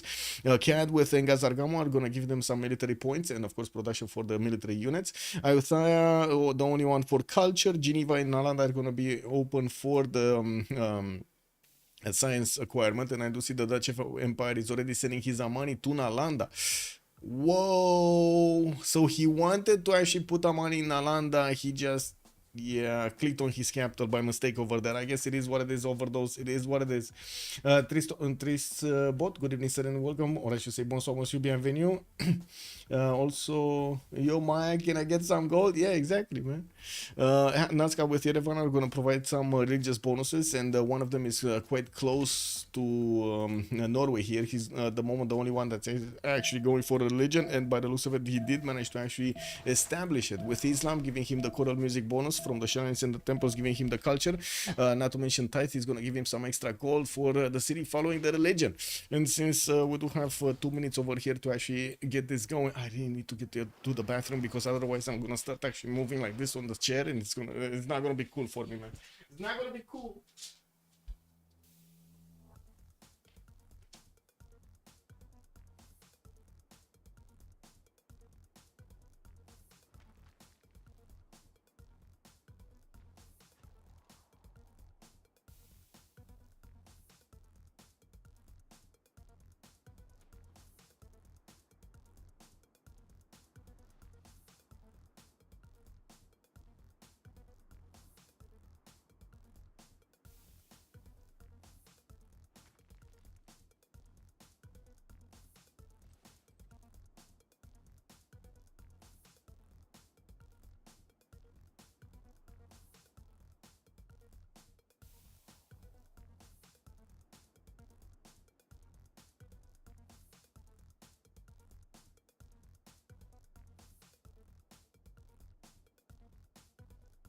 Oh, yes, yes. No more pressure. No more pressure. Okay, coming back to this. Did they manage to get over? Well, we're still 3 turns out. Initiation Knights has also been chosen by Netherlands. Is this a mistake? I mean, from Initiation Knights, he's going to get some faith from building units. Well, I guess that is something, but I don't think he's actually going to be that successful. Anyway, as in, what is he going to do with the faith? That's what I'm wondering about. We do have England getting his galleys towards the Netherlands borders, and they're going to start bonking down the Maori galleys also.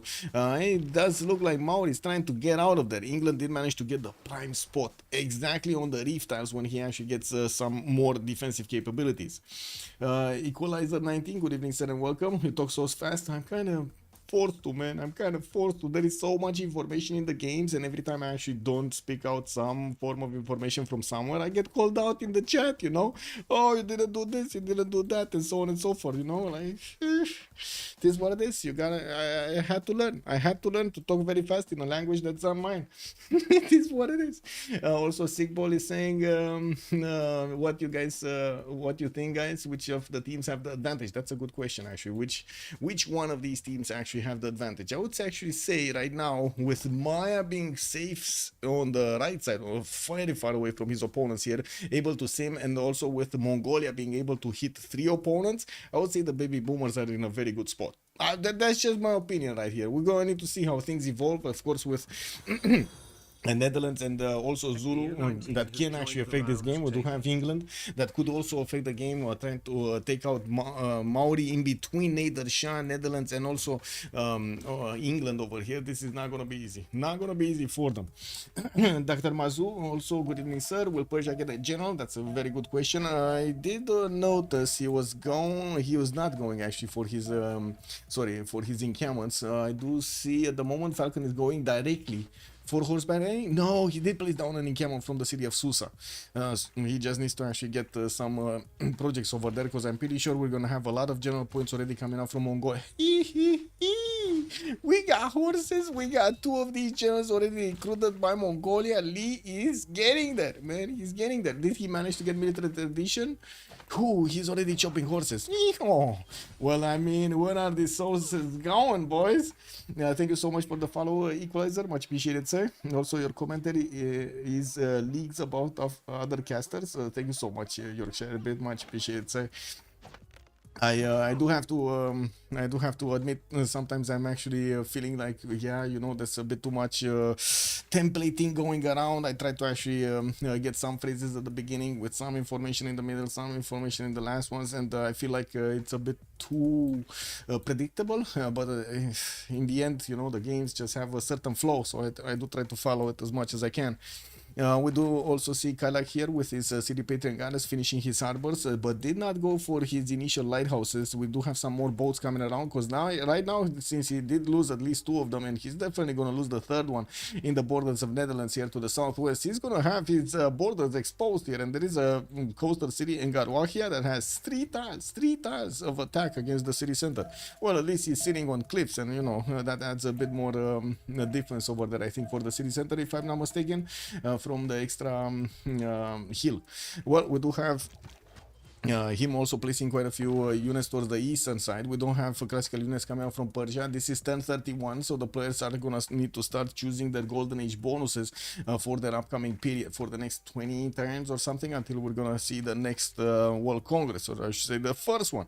With also Norway starting to get a decent amount of faith generation per turn. He's on 21 faith right now, starting to get his government plaza in between those holy sites, so he has more of that adjacency to them. I do also notice his yeah, in some of his cities he's getting his harbors out, pretty good ones with the adjacency from the holy sites. Whew, that's beautiful. We do have him also on 8 science and 17 culture, getting that choral music bonus going from his shrines, and of course soon to be temples. His stave churches are going to be legendary here. We do have him with a few of these coastal resources that are going to get the extra production from the stave churches, not to mention quite a few resources on the land to give him the extra faith. We also do see him on 33 points of production only right now, and of course he did choose to go for a monumentality golden age in this first era.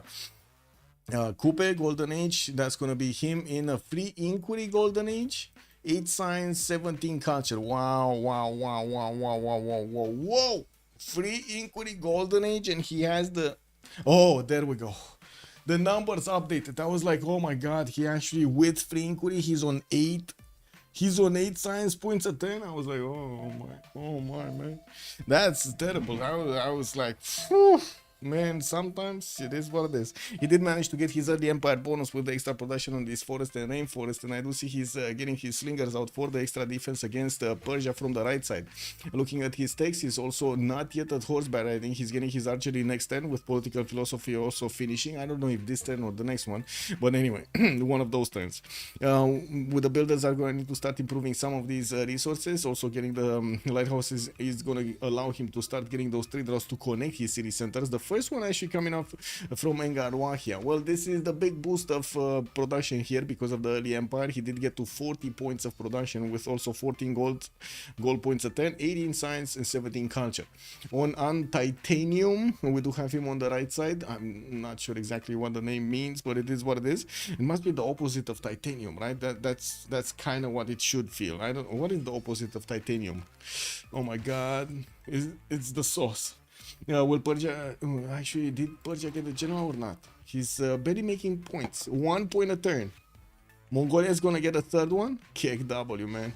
No, I would say, Dr. Mazu, the answer to your question is no. Unless he actually chops it right now, which is not happening. Like, he's barely getting his builder out next turn. He's not gonna get a general. But, you know, there's another thing. Neither will Maori get a general. That's pretty good, right? It is what it is. No, un means 1, so probably 1 titanium. Oh, wait a second. This is actually, yeah, this is the French version of un. Yeah, French version of un. Kublai 3 generals. This is, I know, right? Already. Oh, we got a we got the horses. Yeah, going towards the city of the Hague over here. I mean, it seems like he's gonna get to visit the Dutch. I mean, this is probably one of those times the Dutch might not want to get visited. You know, they might want to stop these guys at the door over here, at the border, right? We got Lee's horses just to start about to get into the borders of the Hague here. I'm pretty sure he's gonna want to go around to get into the I would say forest. Let's actually see. He can get one here and then move towards the 2-1. The one here, this is not going to allow him to actually get into the forest next to limited movement, right? Only 5 movement points. And while we do have more horses getting out of his cities, I do see another 2 are already out with the general for them to get the extra movement points. I do also notice Zulu did send one of his traders to the right side. Anyway, let's come back to the game here and take a look at Maya. Maya, 18 science, 33 culture already, with a Pembrush and Voice as the first golden age. We got him with 4th, 5th settlers coming around and a few of these builders to start chopping. Got his government plaza in between these 2 observatories, and of course one of the reasons he actually has some more adjacency towards these, not to mention getting the extra culture from his improved plantations. Started chopping the deer tiles. Doesn't like to get Temple of Artemis. Sometimes it is what it is. Who likes to make his people happy, you know? Anyway, he might actually find another one of these camps somewhere to get his Temple of War. Other, I guess, hanging gardens would have been amazing, but no river. Where would you get that one? Right here. He needs to get it here somewhere. Anyway. We do also need to take a look at Kublai Mongolia, getting the 3 generals already, getting to plug in Pingala in the city of Ulaanbaatar, staying on 3 cities right now, and of course pumping out the units. He's sending this death squad. I don't know how to say it. This is the trio death squad of Mongolia, of Li. These are the Li elite units that have been used also by, the great Spartan leader in the 300s. Oh, looks like he did actually get 2 horses out. One from The Hague and one from Harlem. Looks like Yo Maya is getting ready for Yo Lee. Okay. He's getting ready. Still no general though. The only general is on Scarred and he only has a single horse here. This is not gonna help. This is I mean, it might help, but this is not gonna help right now. Oh my, he's even trying to get out of there. Even this horse of Zulu is trying to get out of there. And do we have any boats from against Maori? No, it doesn't look like it. Okay, next up. Looking at the main cities of... Puimo. Puimo, come back, Puimo. Anyway, I guess that's another relobby at some point. That's unfortunate. Not sure what happened over there. Might be some overheat happening. Saps, bună seara, domnule, și bine ai venit. Also, which pantheon for Zulu and Mongolia? Mongolia went for God of War and Plunder, and Zulu went for Stone Circles. And he's now upgrading his stones. To be honest, he has a lot of stones. Like 3 in the city of Ulundi, another 3 in Quaducuza,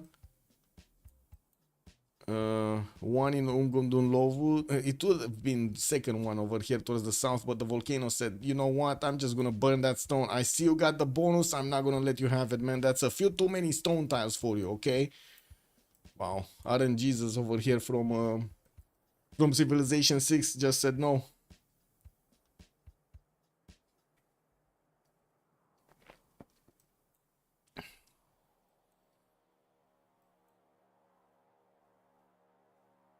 Okay, well.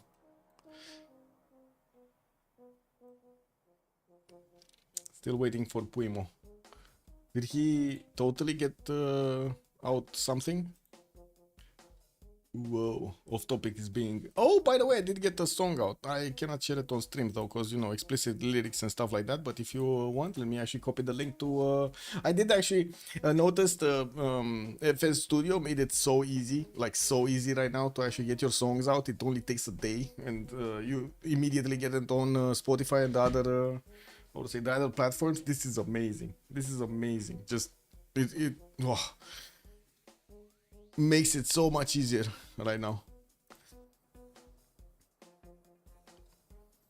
Actually, maybe I should actually pin this, no? Let's do it. Manually unpin at the end of the stream. It is what it is. There we go.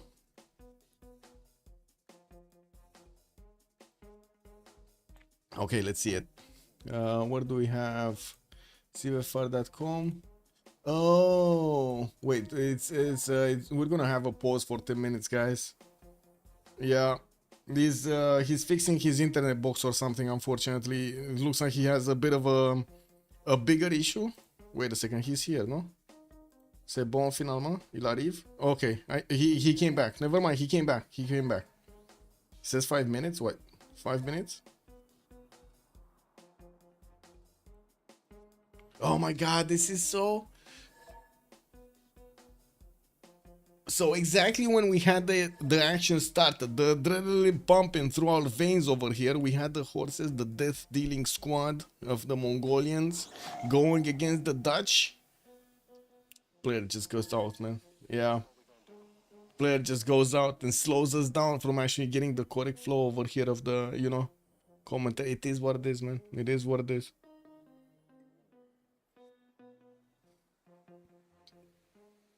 Wait, is Scan saying that they're gonna donate a Lee? Well, yeah.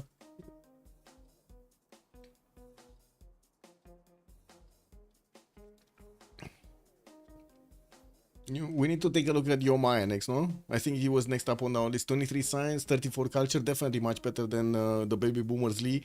We do have him finishing off some more harbors and getting his builders out from Amsterdam. Looks like he did finish off the boats of Maori with the help of the English Navy here from Puimo. We do have the Hague also working for some builders, and from what I do notice, he didn't get a harbor in that city center specifically. We did have him also managing to get 35 points of production with only 3 cities. I don't see the 4th or the 5th settler being trained right now in his city center, so it's going to take a while. And he does need to fend off the attack of Mongolia from the western side. We're definitely going to need to see if Zulu is going to manage to get enough units to be helpful here. He only has a single horse with a general, and that's not really helpful. It's more like escorts for his prince, actually, you know, moving with the traders from one side to the other. We also do need to take a look at Victoria Age of Empire here with 15 science and 20 culture points. Wait, did he not get in? Primo? Oh, he did get in. And we didn't see the notification? That is such a weird happening. Anyway.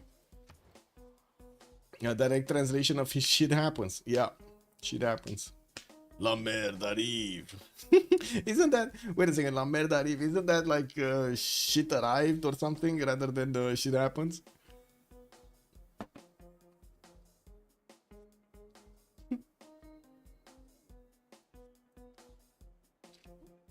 Well, since we do have a bit of time, I can get some water going. Give me a second.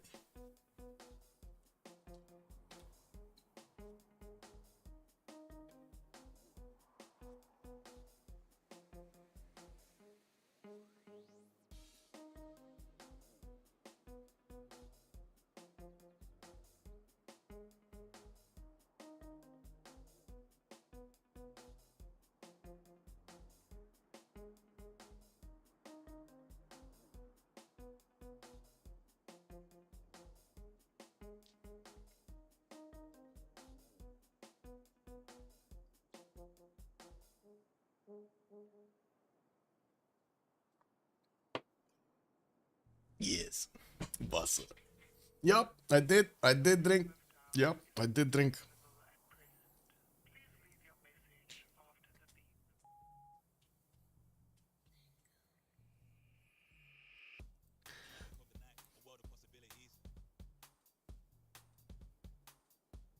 Oh, I can put the song, by the way. This is the song I made yesterday. Still not finished though.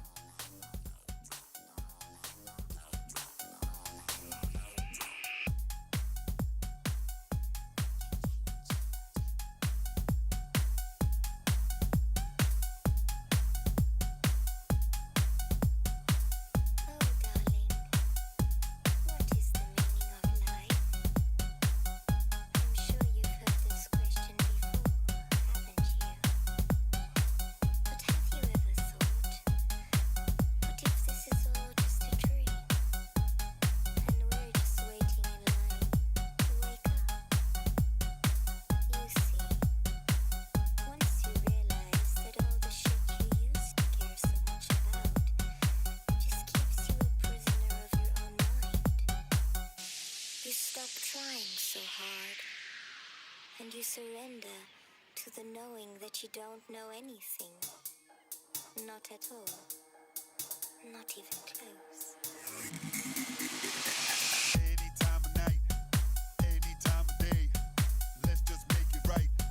It's the only way.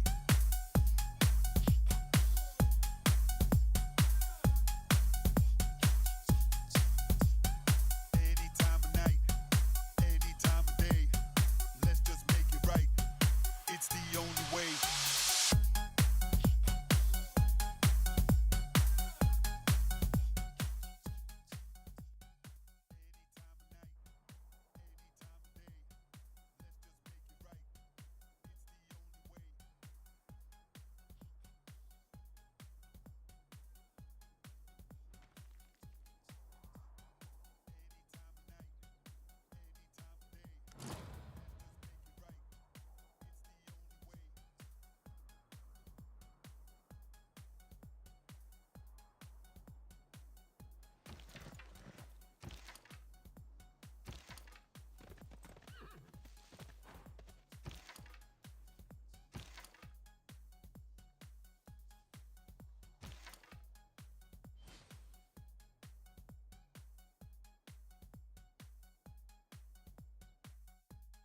Oh my god, I'm so sorry. It is what it is. I was talking. Yep.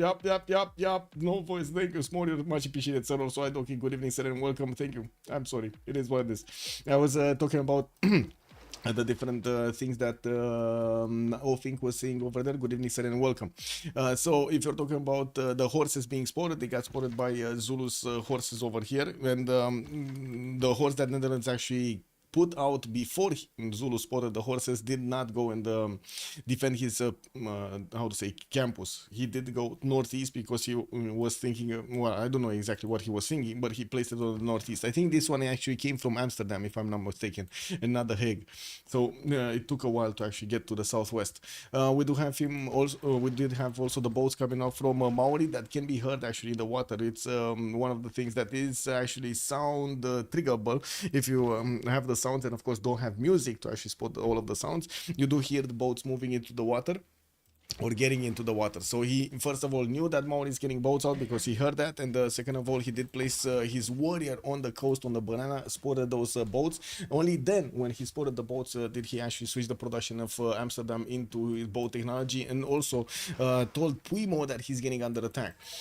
We did have also to talk about the next one, Nedershai, I believe is the next one, right? Three city setup. He's getting his double encampment after he got his campuses in all three of his cities. It looks like he chose Government Plaza in the capital, so he gets the extra GCC towards it's his own one single campus. It's 22 points of science with 40 culture and 39 points of production. Getting his Warlord's Throne in 5 turns, and of course he did choose God of the Forge as a Pantheon here, so he's getting more production towards those military units. I would imagine Northwest is going to be his choice, either on that one tile lake or on the cold tile. No freshwater cities aren't that big of a problem for Nedershai. He can get his Peridezas to actually add that missing points of housing.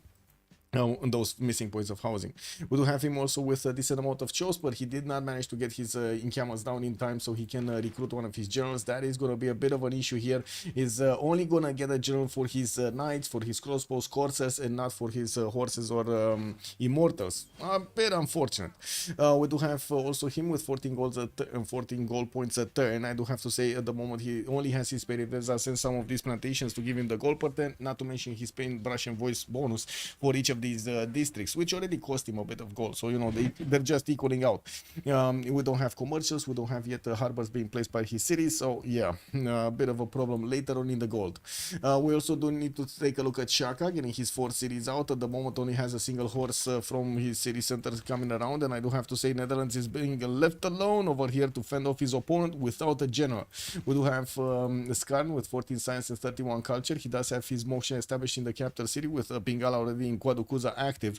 He did start to improve his stone tiles, but did not get all of them. He does want to get his iron, his second iron tile improved from Quadukuza. While I do see him getting another few builders so he can actually keep improving his stone tiles, there are a lot of potential production points, and not to mention phase points, that he could add to his empire. 44 points of production right now with 11 gold points and 11 faith points. I do have to also mention he didn't go for harbors or commercials at the moment. Also, yeah, life story, man.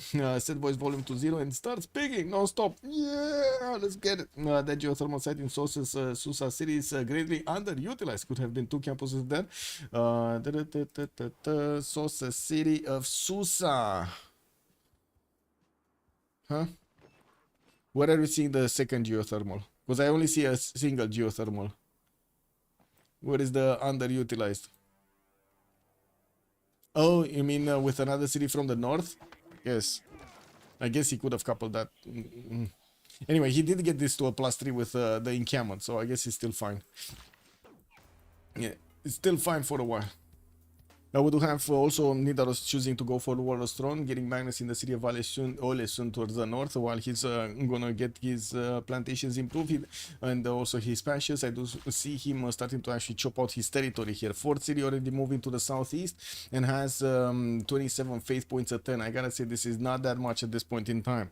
Did get to plug in Moksha, and from what I do notice, Maya at the moment is not sending traders to him, but I'm pretty sure they're gonna need to come out soon. Falconera is trying to get an encampment training project from Tushpa, with also Pingala establishing in that city center in 4 turns. He's getting Magnus in the city of Susa, where he already has a builder with a single chop available to chop something. To be honest, I think he's just gonna get the sugar tile and be done with the builder because Magnus is gonna take a while to get there. It's just exactly the same amount of time that the builder needs to get out.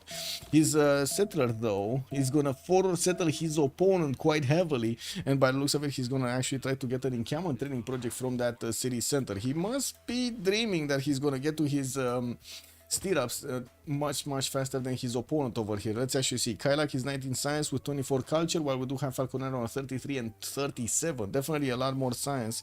We do have him going castles in 4 turns. So wait a second. Is he gonna get a lot of horses, gonna upgrade them into coursers, then send them against Maori here? If he's going castle so early on in the game, I'm pretty sure that's his strategy, right? He's not going for stirrups for the stronger unit, which would be the knight. We do have one of the horses of Mongolia actually biting the dust, but not before he actually pillaged the campus here of the Hague, while the other horses are just sniffing around the rainforest tiles here. They're going to actually put a little bit more defense on them, sitting in the forest.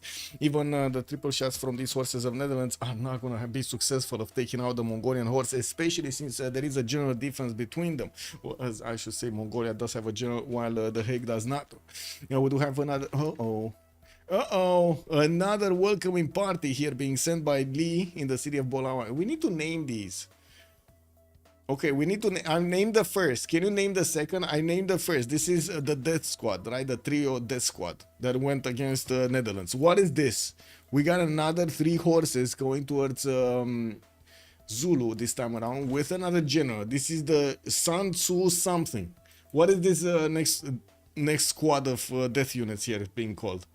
Also, both choices could be used for 2-3 campuses each. True, it also allows for the placing of Great Library and Oxford University wonders around those campuses. Yes, if they do actually get to those wonders, I think that's the biggest stopper over there. So, okay, nobody has a name for these horses. That is the Quick Raider Squad? Quick Raider Squad. Okay, makes sense. Quick Raider Squad. Okay, we got the Quickies. Oh my god, we can actually call them the Quickies. Yeah. The Quickie Raider Squad. Squeaky Raider Squad. Yeah, Squeaky doesn't have the same ring. Quickie, I like Quickie. Anyway. 2 turns also to get his Wall of Strong, while I do notice he will have the ability to attack into the city of Bulawayo before the horse comes in.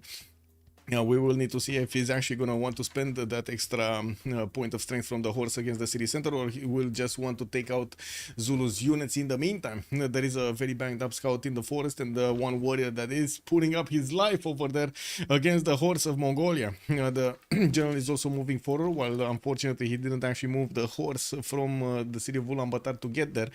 Looks like, yeah, he's going Bulawayo, man. He's going Bulawayo, man. He's not going to attack the city before Skarn gets his unit in, though. That's basically going to be attack over right here. He's still going to force Zulu to actually get some units out to defend himself, and as you can see, that's exactly what he's doing. Looks like Mongolia did also manage to pillage the trader. Those horses that were actually next to the Hague got out. The Death Dealers got out and got the princess. Wasn't the whole job of Skarn horse with the general to actually stop that from happening? Oh my god, he had one job. This general Burika had one job: defend the princess. He totally failed. Look at that. Princess got pillaged. Not even the road got built to its last legs over here. Unfortunate. Well, I guess they got onto the wine tile and it was party time. That's what happened right here. You see exactly where the road ends? It's at the wine tile. Guys, you gotta be careful of these wine tiles, man. Wine tiles are very bad. Oh, scout just died. Now you boop from the archer. Kick. Nalanda has also been defeated. Looks like we did have Mongolia managing to get that city center with another 4 horses that did take out the city of Netherlands. We do have also Zulu's horse. Oh my god, he just dropped on his sword, man. No horses going to Puimo. Doesn't seem like they're going for Puimo right now. He does have these that did just take out Nalanda. He could keep on moving them towards Puimo, and as you can see, Puimo is also getting his Wall of Throne. I'm pretty sure that's also more for bows than it is for military units of the land kind. We do have a Trung truck available with this 3rd squad. This is the party squad. Whoa, this is the party squad. I mean, they did choose to go for the banana spice settle, you know. and the crab city. They went for the crab spice banana city over here. So you know, I can definitely you know, get along with the party squad over there. Wine tiles have track records of making trader drunk. Yeah, I mean, you know, they might have not, maybe they pillaged themselves. We didn't take into account that scenario. Maybe they pillaged themselves on the wine tile. He was like, oh my god, we need more wine, man. What are we doing today? More wine. Anyway, Victor establishing Harman in 2 turns. Not sure exactly why Netherlands is choosing it over there. He definitely would have wanted some more defense in the south, not up there. And we do have some more boats coming around. He did recruit Euclid as a great scientist. And taking a look at the next great people, Hypatia is next, and Persia's gonna have it. Look at that. Nedershan is just waiting. Come in, Hypatia. We have cookies right here for you. We got some sauce also. You might want to try the cookies with the sauce first. Yeah, crab cake city only. Well, let's see. Persia did manage to take this away from Maya. How did this happen, man? Maya, again, Maya did not get Hypatia, even though he did have quite a few observatories from the beginning. Still building them, could not actually get enough points to recruit his best great person at the beginning of the game. We do have him getting quite an army of builders, and from what I do see, he's also starting off with his commercials. That means he's gonna have the first pick of Itfar land here. That's gonna be the extra trader capacity merchant that's gonna come out next. And it looks like, yeah, Persia did successfully recruit Hypatia and is feeding him right now with a lot of banana cookies and other stuff over there. Very good, very good. Cookies with sauce, yes. I mean, I don't know if mango sauce, but it's definitely some sauce over there. I guess it depends on the cookies. You know, we do have Falconera also with one archer moving forward, but I do see he doesn't really have classical units coming around from his city center. Still trying to get his encampment training projects finished. He's gonna have another one finishing next turn, and we'll probably get Ethelfred as the medieval general. Working for Wheels, also getting civil service in 1. Got Moksha in the capital with also a 7th population available for him to place another district. He's choosing to go for an encampment. This is full war build for him, basically. And we're going to need to see if Maori is going to manage to catch up in the science screen. He's right now quite lagging behind the science of Nader Shah. Look at that, 19 points of science on Coupe, and that's with free inquiry. This is what is baffling me. This is like with free inquiry, very bad harbors. That is just telling me very bad harbors coming out from Coupe here. But if you wouldn't have chosen free inquiry, you would have had like 40 points of culture with like 10 science points. Definitely not. Very bad juju. Very bad juju. We don't have him actually choosing to go for Pingala in one of his cities to get some extra science points from his population. And from what I do notice, he didn't go for his 4th and the 5th settlers quickly, so he can actually add more population points to his cities, rolling in more campuses, rolling in more of these points. Getting to us, which are going to be a good unit to actually defend against those courses, even though depending on the courses damage, or I should say general defense, it might actually get stomped over there. And we do have on the other side, it looks like Puimo is going to need to get more horses out, because we do have Mongolia getting his units right next to the cities of Puimo here at the border. So some of them didn't manage to get the 1 promotion, and I'm pretty sure they're just going to try to take out or I should say do as much damage to Puimo as possible. Since Netherlands did manage to get his line of units going towards the southwest and the west side of Hague, it looks like that's going to be a defensible position. We do have Mongolia also not managing to get around the city of Bulawayo, but he's forcing Zulu to actually put more defensive capabilities on his land. And this horse, man, this horse keeps on going. He got the trader, he got the princess, he got the wine, and now he just keeps on going. He's going to get more. He's going to get more. Check this out. He can actually take out another archer, could try to get another builder. It's only one charge builder, so you know, not that expensive. I do see Skarn is also trying to get to his military tactics in 8 turns, which is going to give him the ability to get his imp is going. Ordos coming out from Lee, he's going to get 1 in each of his cities, and from what I do notice, Lee is going for apprenticeship in 4 turns with drama and poetry coming up next. Okay, wow, he does need apprenticeship for stirrups. That's the problem, but at least he's going to get some extra production points, while Nader Shah, for example, is not going to have that. He went directly, right, or I think he went directly for courses. Now he actually moved for castles, right, for the castles. He's 2 turns out from castles and still working on his stables here, finishing off his encampment from the city of Mashhad. Is he looking to actually get to hard build Oh my god, he actually wants to hard build units here. Anyway, on the coast, we're gonna have quite a bit of war if Netherlands does manage to get his science up and will manage to get to caravels quickly. As you can see, Yo Maya is on Buttress in 3 turns, with feudalism finishing up in 4. We do have also more harbors being placed from the city of Hague. He's gonna need an admiral.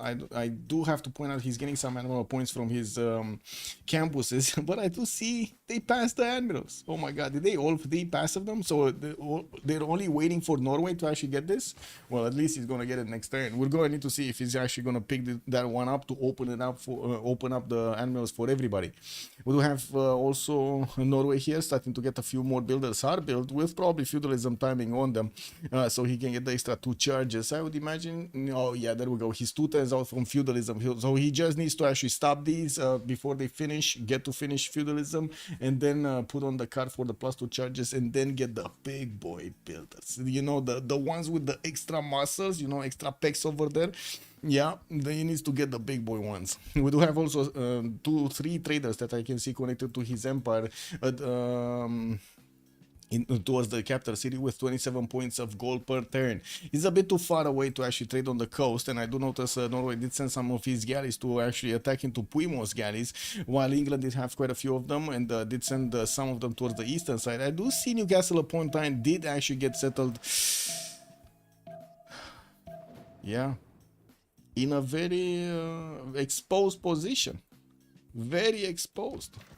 Anyway, Mongolia sources are already getting into Liverpool's borders. England is putting 2 of his sources in the forest to stop this attack from happening. I don't see the city center actually being in a bit of danger here, but there is a danger that these units might actually just go around the initial defense of England and try to get into the borders of the main cities here. There is a spearman that just came out of London, and I do see he has some 3-4 stone tiles. Oh, Liang, food, extra food and production there. We also have some new campuses coming out from Puimo. While he's only on 18 science, he's definitely going to be quite late on getting his caravels timings going. Yeah. I don't think I ate cookies with mango, by the way. Coming back on what Moonsrat was saying over here, I don't think I did that. Well, I guess I didn't eat crabs either, because, you know, didn't have where to eat crabs. And I'm pretty sure they're not that good if they're not fresh, so, you know, it is what it is. At some point, I'm gonna get going. Wait, do we have crabs in Netherlands? In Rotterdam? I'm pretty sure you do, right? It's on the coast over there. It should have crabs. Come on. Anyway, no city center yet taken, and from what I do notice, the armies are not really fighting each other. We do have Netherlands with the moment only 3 galleys, still starting to get some more. They did open up the admirals, and he did pick up Themistocles. Maori does seem like he's gonna have 6 of these great admiral points, and will have probably the first choice to get Rajendra Kola. While he's not gonna get to use it that much, we do have Norway also with 4.6 points a turn. England, Age of Empire, is gonna be with 10. Only 5 point something turns to actually get one. Netherlands is gonna get 4 points a turn, and that's about it. You're a vegetarian, so I don't know much about crab cakes. Yeah, I have no idea about crab cakes, man, either. But I gotta say, I do like meat. I'm not a vegetarian. I mean, I got my, you know, I like my salad from time to time, usually in the summertime. But it always needs to be next to something meaty, you know, like steak or something, chicken, something meaty. Ooh, wait, did that horse of China just die against the English horse? He died, man. Yes, we do have crabs, only you don't see them a lot. Uh-oh. Yeah, you don't see the crabs a lot, yeah. Yeah, we're going to need to taste them, sick ball. It is what it is, man.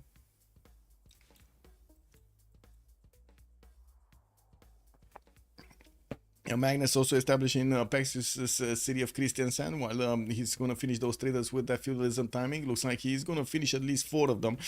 Did manage to buy also one from Kristiansand. He did jump up to 53 points of faith per turn with only 16 science and 40 culture.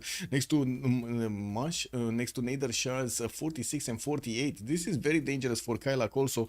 He's going to need to get something as a defensive unit, while Nadershah is going to go for will and divine right in 3 turns. Looks like he's getting his feudalism builders out quickly, while I gotta say Maori already has an army of Toas that can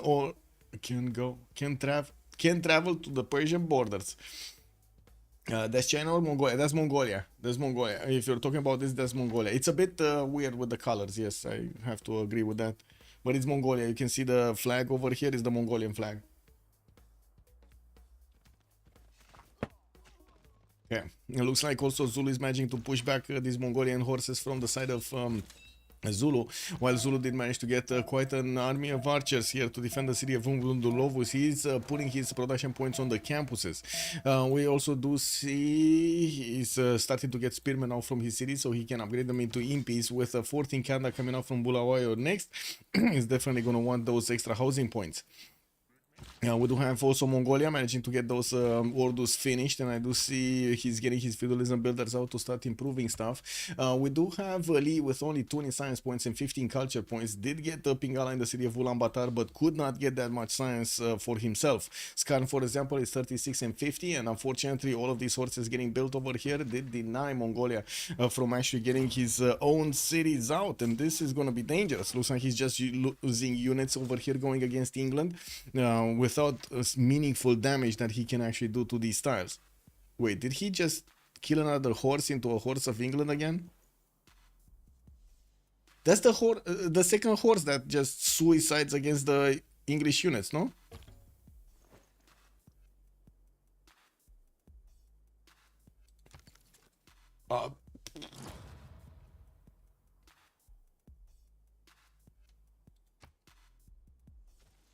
Yeah.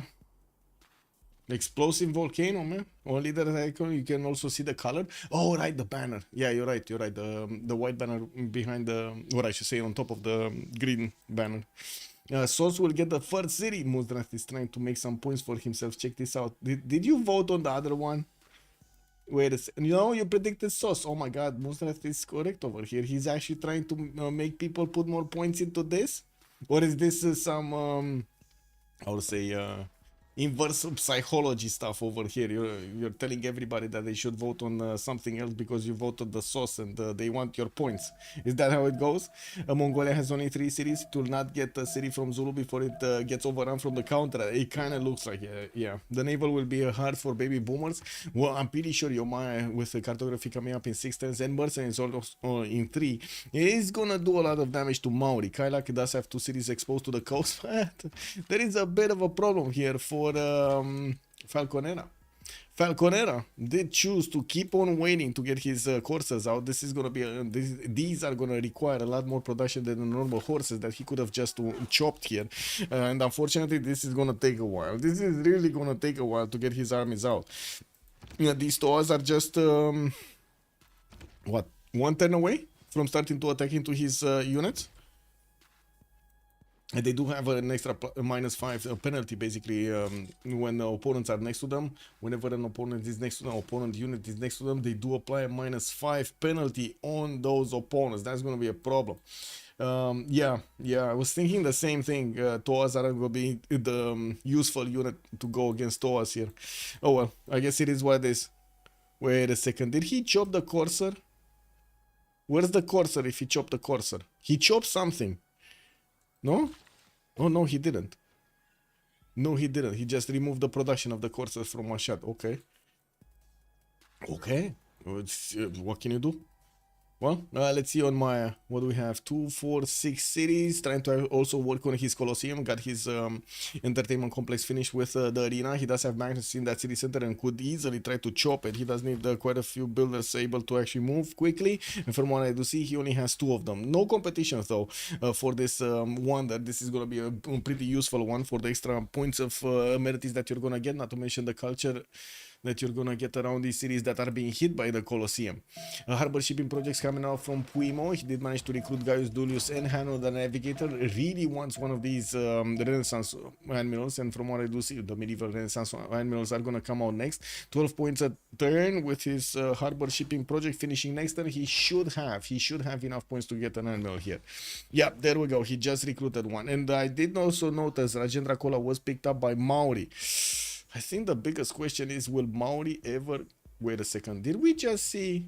No, neither Shah did actually pick Ethelflaed. Then we did have Zulu on Timur, and Mongolia did pick up El Cid. Okay, I was worried over there for a second that we didn't have that many units. that many generals being picked up. It looks like the ones that wanted it, they got them. We do have also the core ability coming out from Zulu to get stronger horses out. Now these are gonna be a bit hard for the units of Mongolia to push through, of course, until Mongolia is gonna get his strong next tier units, the stirrups for the knights, and of course his Kesheks. We do have quite an army of horses still coming around here. I'm a bit surprised that he keeps on making horses instead of going for heavy chariots, since he's so close to stirrups, and I'm pretty sure he's gonna get also mercenaries coming out of those city centers soon. We do from his civic development. We did have Wallostron finishing up in quite a few cities here, and from what I do notice, Netherlands did manage to make 246 of these caravels, or potential caravels, while he did manage to get a quadrim for his Zeven Provincie, and the caravels might just clean up his opponent way before he actually needs them. You do see the difference, right? Kailak is 6 turns out from getting buttress, while he's fighting off already on the land. His opponent here, Falconera. Wait, where are the courses? Oh my god, they're barely coming out next turn. Oh, wow. Well. These Toas might actually get to go against the city center itself. And look at the Immortals. They just roll up and die. Ooh, another Immortal. Kick. W, man. So wait, 2 Immortals are just gonna die here. He doesn't have a general, so he doesn't have the extra movement for the Toas.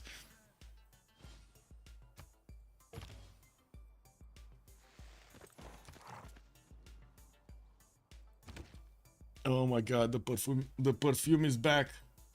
Toas can hold medieval, you really need crossbows, knights and plus crossbows can break through. Yeah, but these are offensive Toas, you know. He's going to need to do something with them. And wait a second, he still didn't get the both coursers, he just got a 1 and now working on an archer from Susa. Well, yeah, the 1 doesn't... Oh no, never mind, he did manage to get 1, okay. At least these coursers do 60 damage against the Toas 51. He did manage to get that threat. That's an extra point of damage here that he's gonna get, not to mention more of these movement points. +5 is definitely important. Norway getting his campuses out, also plugging in Pingala in the city of Öresund. We do have Magnus establishing in Salzburg, moving from Kristiansand, because he already did manage to get everything done there. Maya's probably going to chop Colosseum next turn with a 1-3 that he's going to get to chop, and more libraries coming around. His science is getting to legendary levels here, 62 science and 55 culture. Oh my god. What is the opinion of chat over here about bombastic titles in the media? Anybody, especially on important stuff, like when they say, you know, oh my god, it's like the most important thing, the biggest thing happening over here. And they're like, okay, bro, what's that? Oh, Mouse Coaster Road? Wow, yeah, the biggest thing, man. Yeah, definitely biggest thing. I wonder why Netherlands doesn't send their horses with a catapult to the land of Mongolia. No catapult first, and he has catapults that he needs to get. It's all for the clicks and views. Yeah, all for the clicks and views until you know, actually bad stuff happens and they don't have an expression for it. So it's basically gonna be the same important stuff at the same level because of words. Amazing, no? More confusion, yes.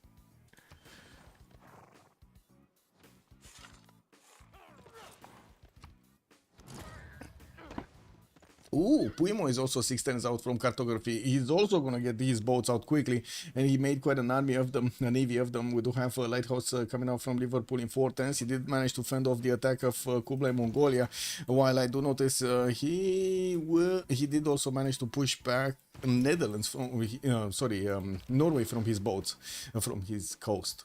We do need to see how quickly Puimo can actually get these boats towards Varangian, since Varangian is going for Divine Right and going for Iron Working. He's not yet actually going top 3. We do have him on 22 science with 50 culture, definitely not the same level as Puimo's 42 or Yomawa has 48, but he still has his campuses coming around, and they're gonna be pretty good ones, right? Well, pretty good ones. Goodish, like a +2 over here, another +2 over here, and that's about it. Couldn't manage to get that Government Plaza in between. He chose to go for the Government Plaza in between his holy sites, so he gets more adjacency to them, while he's also gonna put down a few more of these. We're going to see how much time it will take him to get to his caravels. These English boats won't have that much to travel to actually get to his borders over here, and I'm pretty sure we're watching galley 5 movement, right? Oh, wait, his galleys, caravels are gonna be more, right? Oh yeah, he's getting great light also for an extra movement. I'm pretty sure they're gonna be like 7 movement, so it's gonna take like what, 1, 2, 3 around here, 4, 5 turns, 5 turns to actually get to the borders of Norway. Well, his cartography in 2 turns. Mercer is next turn. We're gonna have Yomaya getting those caravels already up before him, and it does seem like they do have a lot of gold.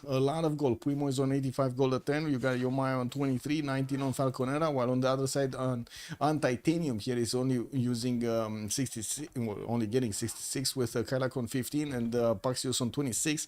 I do see Lee is losing 5 gold points a turn. We do have Maoli managing to take out those 2 immortals. I think the immortals are the ones that died, no? Oh my god, he has a CAD? Oh my god, he has a CAD. He's gonna start doing maximum damage with maximum effort at the fortifications of Tarsus. Maximum damage. Ooh. 2, 4, 6, 7 toas, 8 toas, more toas coming around. He's trying to get some boats in Engarwahia, but talking about actually him getting to cartography, that's not happening. Like these boats are gonna take just 3 turns to actually get to the first city of Engarwahia. They're gonna take out all of the galleys here, and they're gonna be sleeping with the fishes. Kylak is probably gonna lose his coastal settlers here, including his capital city. When of course maybe he's gonna get to keep it until the frigates come around, but I'm pretty sure afterwards it's gonna be a no-go. We do have another attack going also against Zulu. Looks like he might actually lose one of his horseman corps, but to be honest, Mongolia has kind of a knack of sending his units against his opponents to die. So right now we don't know exactly what's gonna happen with these. I'm sure you already saw 2 of his units just die against the opposing units. I would imagine we might see a 3rd one, you know. I think there's a very high probability we're gonna see a 3rd one getting to sacrifice. Coupe must fail? Why? Man. Also, wait, I want Trump uses those words a lot, yeah. Kick W, man. I wonder why, you know.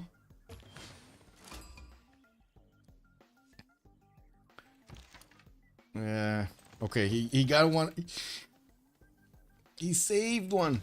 Of course, the imp is being much more successful against the units here. Oh my god.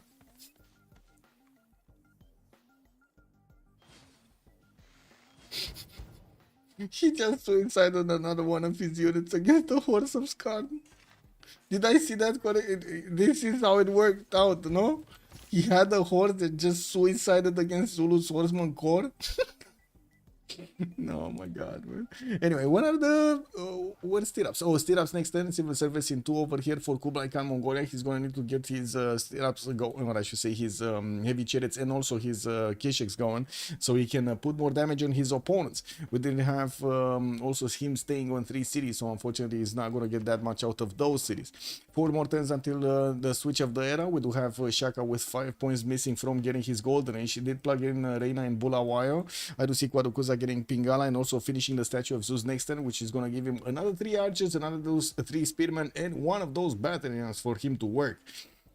On the side of Nader Shah, we do have Tarsus. Oh my god. Tarsus. Is there enough strength? I don't think there's enough strength to take the city down next turn. The city cannot be placed under siege, and there are some courses that, well, one course just could get into the city center to increase the defense strength. And I don't think even without the increased defense strength, these Toas won't have enough damage to do against the city center. We do have another Toa that is gonna need to move closer, but unfortunately he's not gonna get there next turn when he actually needed to be here to be able to keep on attacking, or maybe even switch with the banged up Toa that is next to Tarsus. Falconera is also 2 points away from getting his golden age, getting his intelligence agency in 2 turns, and from what I do notice, he's starting to get those courses to match the army of Maori to take it down. Oh my god, another courser just died in the north, and I do see Persia's builder is still available for him to actually chop something. No? I mean, maybe Toa can do something about this. Maybe two Chash builder is not gonna be allowed to actually get you know, builds. Choppy. Corsairs already upgraded. Bows already upgraded from. Falconera is going to allow him to do the significant damage against the Toas that he needs to, and he did just manage to use the builder to chop another Corsair. This is amazing. Anyway, we do have Falconera managing to fend off this attack, and I think Kylak is in very deep trouble. Very deep trouble. We got a massive navy. Look at sauce. Look at the sauce. Yoma is looking for the sauce. He's gonna make some sauce out of the baby boomers by the looks of it. Gonna squeeze the baby boomers. Koopa. Yeah, it's happening, man. It's happening. You do have an admiral here, actually two admirals, Artemisia and Leif Erikson available for him to use. Leif Erikson is gonna be the one actually, you know, able to do something a bit against his opponent with the caravels. Different technologies. It is what it is. We do have also Netherlands needing quite a few points to get to his golden age. He's 9 points off, while I do see Puimo going for the dark age for 47 out of 50. By the looks of it, he's pushing as hard as possible to get cartography, while he's even putting off getting his great lighthouse. I think he wants to be in a dark age. There will be an open coast over here for him to actually take out Norway. Two cities, Nidaros and Kristiansand, are going to be exposed. The third one, Öresund, and of course the fourth one, Sarpsborg, are not going to be on the coast that easily. We do have Corsairs also starting to actually get into the borders of Norway, with these berserkers not having enough damage to take out the Corsairs. I'm pretty sure there will be a lot of pillages from Falconera into his opponent's cities, Norway. We did have also Lee 6 points off from getting a golden. Doesn't seem like it's happening. Getting his K-Shakes out in 2 turns. Maybe he gets to chop one next. He needs to chop one. He really needs to. Oh my god, he's not even gonna get these. Oh no, he's gonna get these. Okay, it's fine. At least plus 4 points coming out from that. He's still gonna need 2 more from somewhere. We do have Titanium also 3 points off. Oh my god, wait a second. He finishes Colosseum. Okay, he's finishing Oracle here. It's fine. He's gonna get the points. We got also more of these observatories finishing, and Titanium does have a lead in science with no question mark. 89 science with 68 culture points, 62 points of gold that he's gonna need to give to his allies there. We did already see Netherlands upgrading the majority of his boats on the other side, managing to get the gold from his teammates, and they still have quite a bit of gold. I'm pretty sure they also noticed the city strength of Netherlands here just jumped up to 52 garrison defense, and I'm pretty sure they're thinking those are not Corsairs. So we do have just one more turn until Mauri is gonna get his galleys taken out here, and I do see he did manage to get the walls up in his capital city, while Mauri is also going dark age, 40 out of 41 points. He needed to retreat from the borders of Tarsus, and now he's losing his eastern border. Kylak, Stoas are not up to the challenge. I guess the Hakas were just not scary enough. I mean, you gotta admit, they were like for like a few hundred years, they just sat next to Tarsus, and in every morning, man, every morning while they were sitting over here, they were doing the Hakas, you know, bam, bam, bam, bam, bam, bam. Nader Shah was totally oblivious to this. He didn't care at all. He was like, just ignore them, man, just ignore them. And you see those muscly people over there, yeah, you know, getting their muscles going, pumping up their chest, didn't do anything. Oh well, I guess it is what it is. We're going to need to see if Falconer is going to manage to push forward and maybe take out these inner cities. He does need to take out Totarapa for a full kill on Mauri, even if these two coasters are going to be taken out by Netherlands. And Yomaya is going to start attacking. There's no defense here. No defense. Kylak is still 5 turns away from getting cartography, with mercenaries coming up in 2 turns. That's just massive amounts of difference here. We do have also Paxius getting his monumentality to roll over. Yes, he did manage to get the points. 61 out of 61 points. Ooh, did he get another trader? That looked like a very big sacrifice over there for Falconera to get that unit so far into the defenses of Mauri. Anyway, let's see the destruction happening.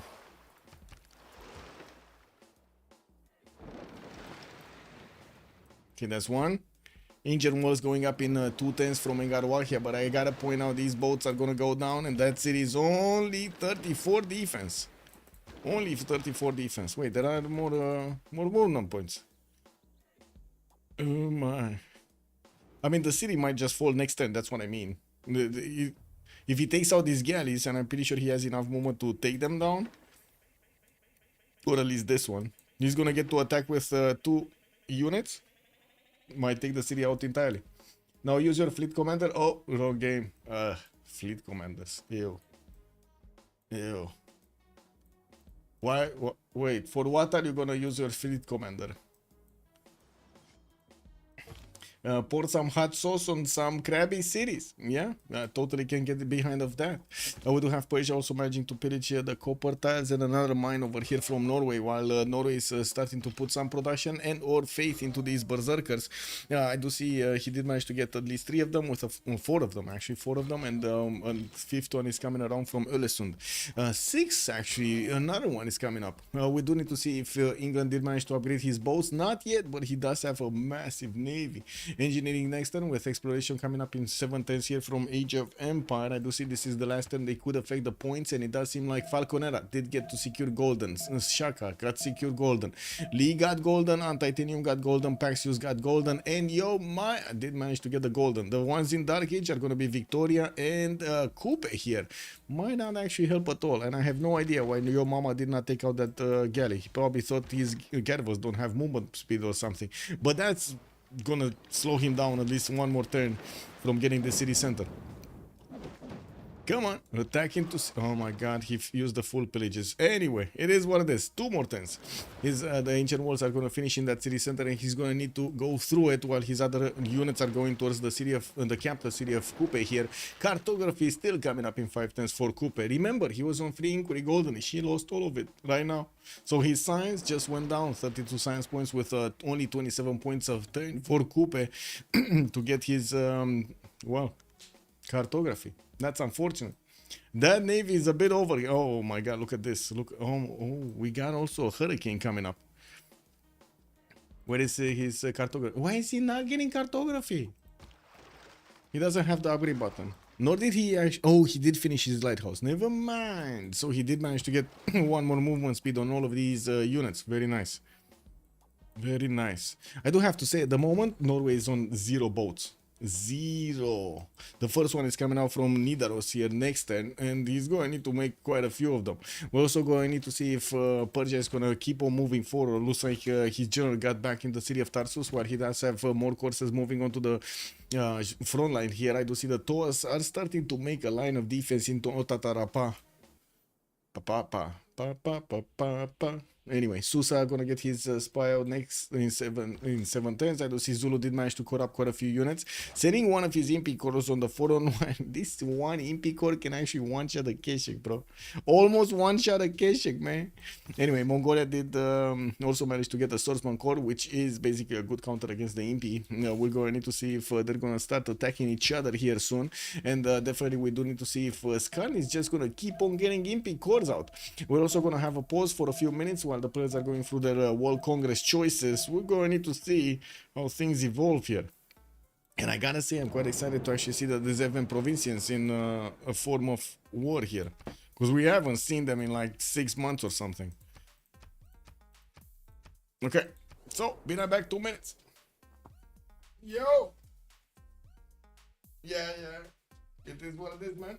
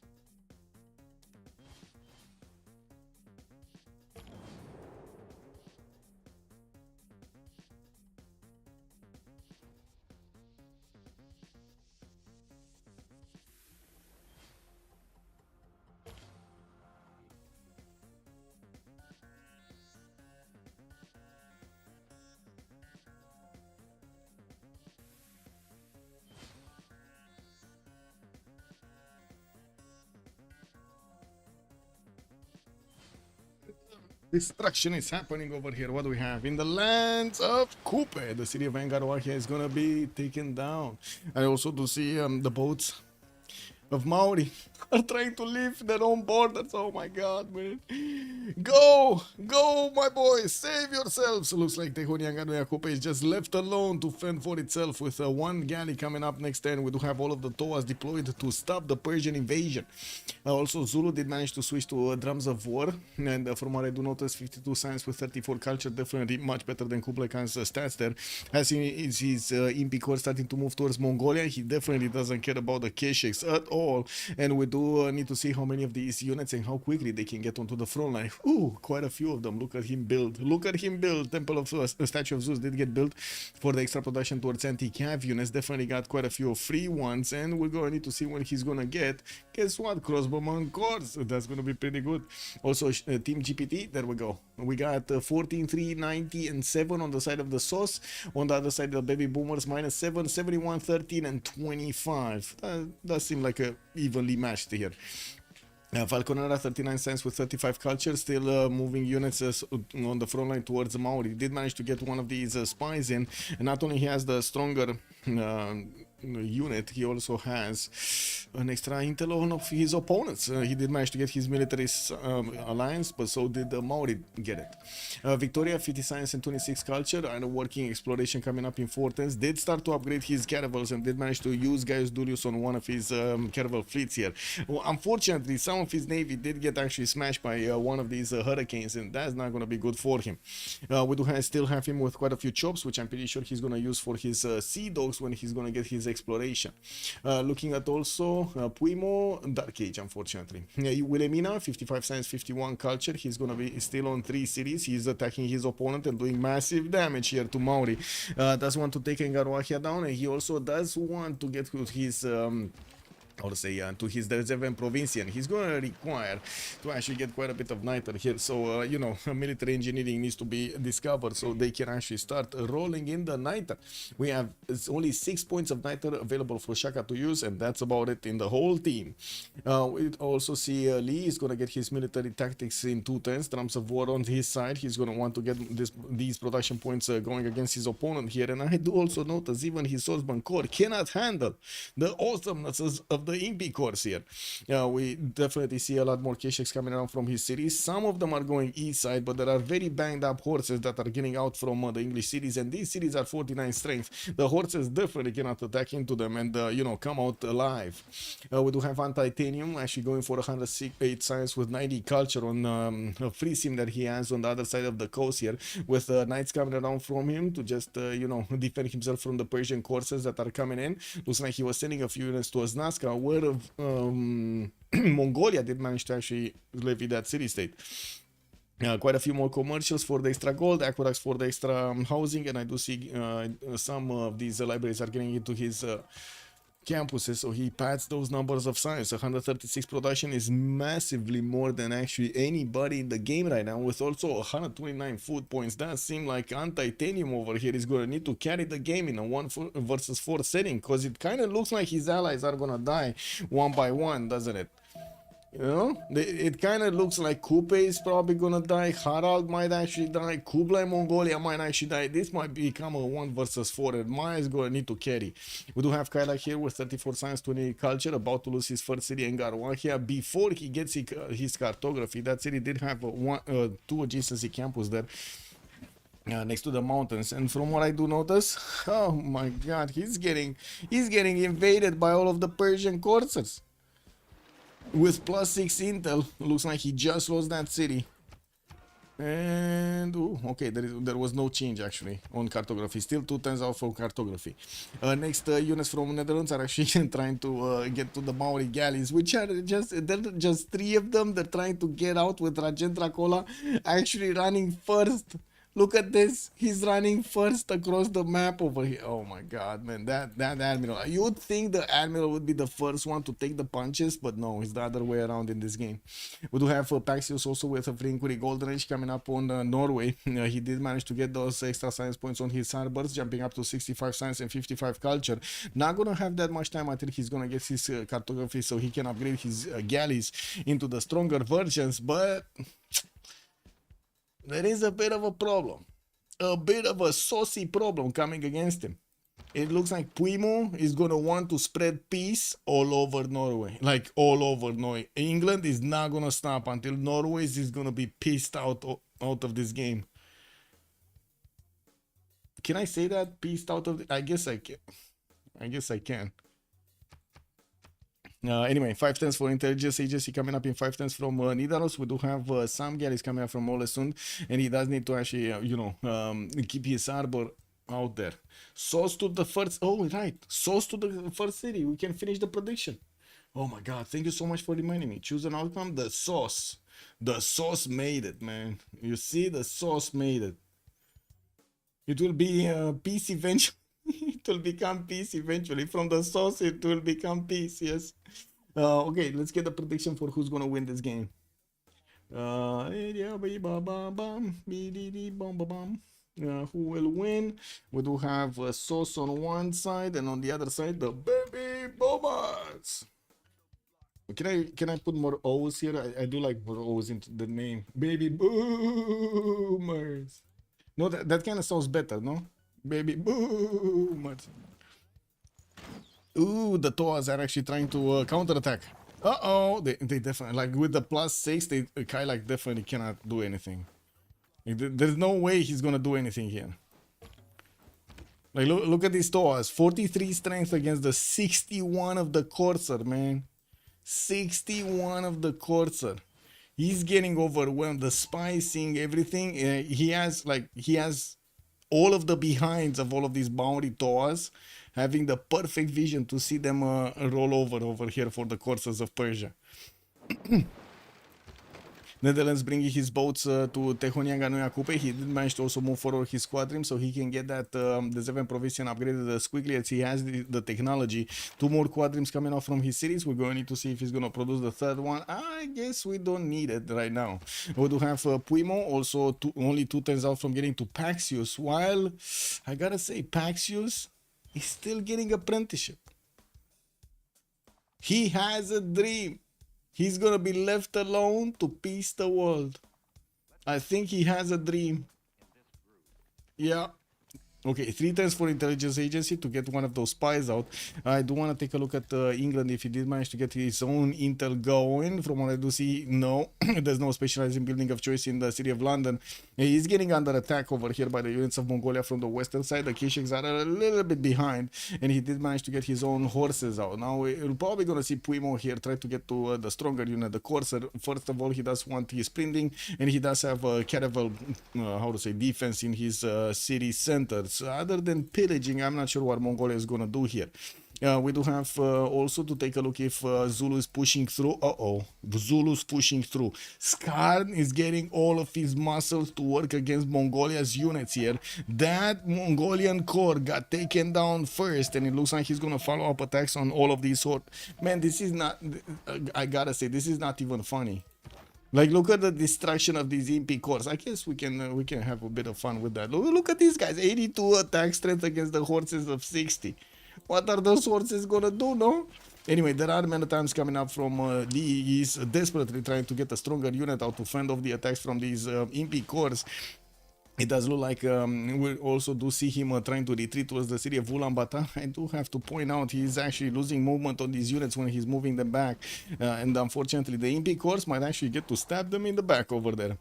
We do have also attacks going on against the capital city of Mauri here, with Persia at the moment not actually putting that city under siege. Walls are going up also in Atarapa, which is the second Mauri city that he has. Unfortunately, no way for him to get a safety settler out. And by the looks of it, the Persian units keep on eating away the Toas that are right now defending the city of Tatarapa. Man, I'm telling you, the Hakas are just not scary enough. We need stronger Hakas. We need scarier Hakas over here. It looks like beats and shouting is not gonna work. Yeah, not gonna work, man. Naval war dominates? Yeah. Naval war always dominates. Oh no, 9 movement speed caravels, man. They're gonna be inside of the borders of Paxius right about now at the end of the turn. If you pick 2 naval civs, you have 2 fast caravels. Yes, it's a must-have. It's really a must-have, yes.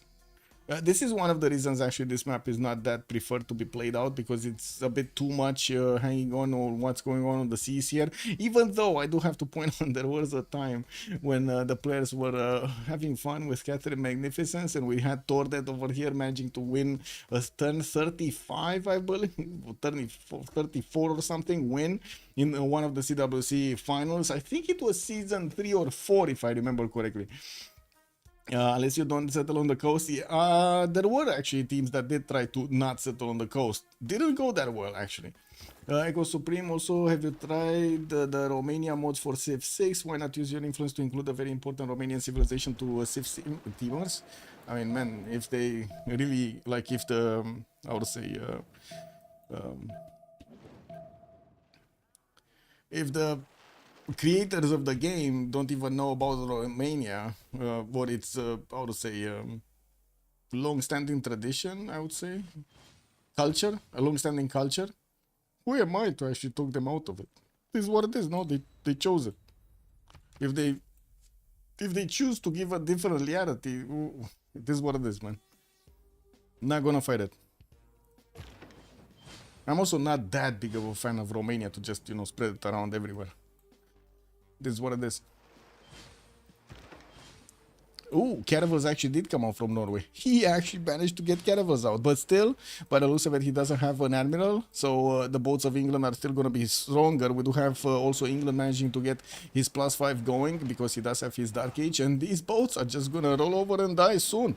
70 strength against the Caravels of Norway on the defense of 64. Doesn't seem like England is going to have that much of a problem. There is this Zenki Great Admiral that I have no idea what he's doing over here, but he might actually just get blocked by the by the caravels of England from actually getting back to his own troops. You can see right now he's not affecting a single boat over here, and these English caravels are just passing around him. Man, he was out on a trip over here, boat trip. He was partying over there, booms, booms, booms, booms, and then the caravels of England was just, hey, look at that guy, man, and he was like, yeah, bro, yeah, destruction, yeah, and then he just passed out. So yeah, he stayed over there in the middle of the seas. It is what it happens, man. It is what it is, no? Yeah, we do need to see also if Netherlands is going to manage to get these upgraded 210s for square rigging to come out from Yomaya cities. And from what I do notice, Zulu is just about to get into Ulaanbaatar's borders with his initial impies. He does have quite a few more coming up on the way. And I do see he started on getting some commercials, military engineers to get to fix the, I would say, get the roads going. He already has one moving with the road pathway towards the south, allowing him to actually reinforce all of this front line much, much faster. Okay, some sea dogs also coming around from Puimo. Finally, this is going to help him actually do a lot more damage against his opponent when he's going to manage to get him onto the front line if he needs to, because right now his caravels are just stomping down the Norwegian boats. And it's, I do have to say, it's just going to be on titanium here. 150 science, 100 culture, Pembrasian voice, getting more production, 164 points of production. Does look good. What is he gonna do if he's gonna start losing allies? And a lot of them. Only 2 remaining to us available for Tatarapat to actually defend himself with. 2 more in Tehonianga Noyakupe, and he's trying to get some catapults out, while we do have the Netherlands caravels able to shave down that strength of the city center slowly but surely. It does seem like there are quite a few caravels available for, I would say, for Netherlands to use. And he's choosing to put quite a few of them against his opponent, against Norway, to help out England. And look at that, England, man, this boomsy animal is still here. Booms, booms, booms, booms, booms, booms, booms, booms. That animal is having a lot of fun while his, you know, forces are dying here. Wow. That is, I think, one of the most ignored admirals that I've seen in a long time. I've seen generals, you know, like quite a few times, but admirals, very rarely I see admirals out of the way. It's just amazing. It is what it is. So Norway really had no excuse. He could have parked the galley at the England Ocean and watched. Yeah, basically. Well, when boats Yo Maya, next turn square rigging. He's gonna get these three Desevens. The three Desevens are gonna go through and eat through the Tehonianga Noyakupe defenses very, very quickly. We do need to see if Persia is gonna manage to follow up with a few more units. I just see a single Corsair moving to the front line, and that's probably not gonna be enough to take down Otatarapa's walls. He only has a single crossbow that could attack into that wall defense, and that only shaves off like what 7% of the total strength at one time. We do have also to take a look here what's going on. Looks like Netherlands also has thrown his units against the Mongolia's borders on the eastern side, while I do notice England is just totally ignoring the pillaging that is happening on the western side, try to actually get these units closer to the coast so that Sea Dogs can take care of them. Look at that, the Sea Dogs actually take out the horses in good enough time. We do have 5 10s for intelligence to finish in London, while there are only a few more Norwegian caravels that he actually needs to take. I'm actually quite surprised Norway still has berserkers on the right side. We did have the Corsairs of Persia managing to get around, and they did manage to get into the borders of Maya, pillaging some of his farms and starting to actually eat into his defenses here. Nader Shah is just bringing in the gold for his teammates to keep upgrading stuff, including, guess what, Yo Maya's the Zeven Provincians, which are going to cost 80 gold a piece, but they're going to be extremely good. Look at them actually doing the damage against Tehonianga Noyakupe's defenses, shaving off like what 35% of the time. There are 3 boats with an admiral that will start shooting down that city center with only a single catapult coming out next time from the capital city of Kupe. Here it doesn't seem like he's going to manage to actually withstand that attack. We're going to need to see if they're going to invest into a catapult or something to actually take down Otatarapa. I would imagine a catapult would be quite advised here. There is a decent amount of gold on Puimo and Yomaya for that to happen. We do have Puimo managing to actually push back Norway significantly. He's going to deny totally the builds of Olesund here. While he's going to take out that banged up caravel which doesn't have a promotion. Christiansen cannot be bolts anymore. He's switching towards catapults, and it's only a matter of time until we're going to see some of these Sea Dogs making their way towards the east. As you can see, they do have 7 movement speed, and that's without the admiral, but they're going to get there quite quickly to Norwegian borders. In the tech side, I do see Scarlet also finish printing. Oh my god, he's actually taking down he's taking down Mongolia, man. Oh yeah, that's kind of a problem. Zulu at his finest getting his Impi cores. Yeah, I gotta say, we haven't seen actually Zulu using his full Impi core setup for a long time now. Most of the time you see something else like crossbows, night cores, you know, something else. But this time around, Scar said, you know, Impis are the way, man. I'm gonna get a lot of Impis against my opponent, gonna take him down.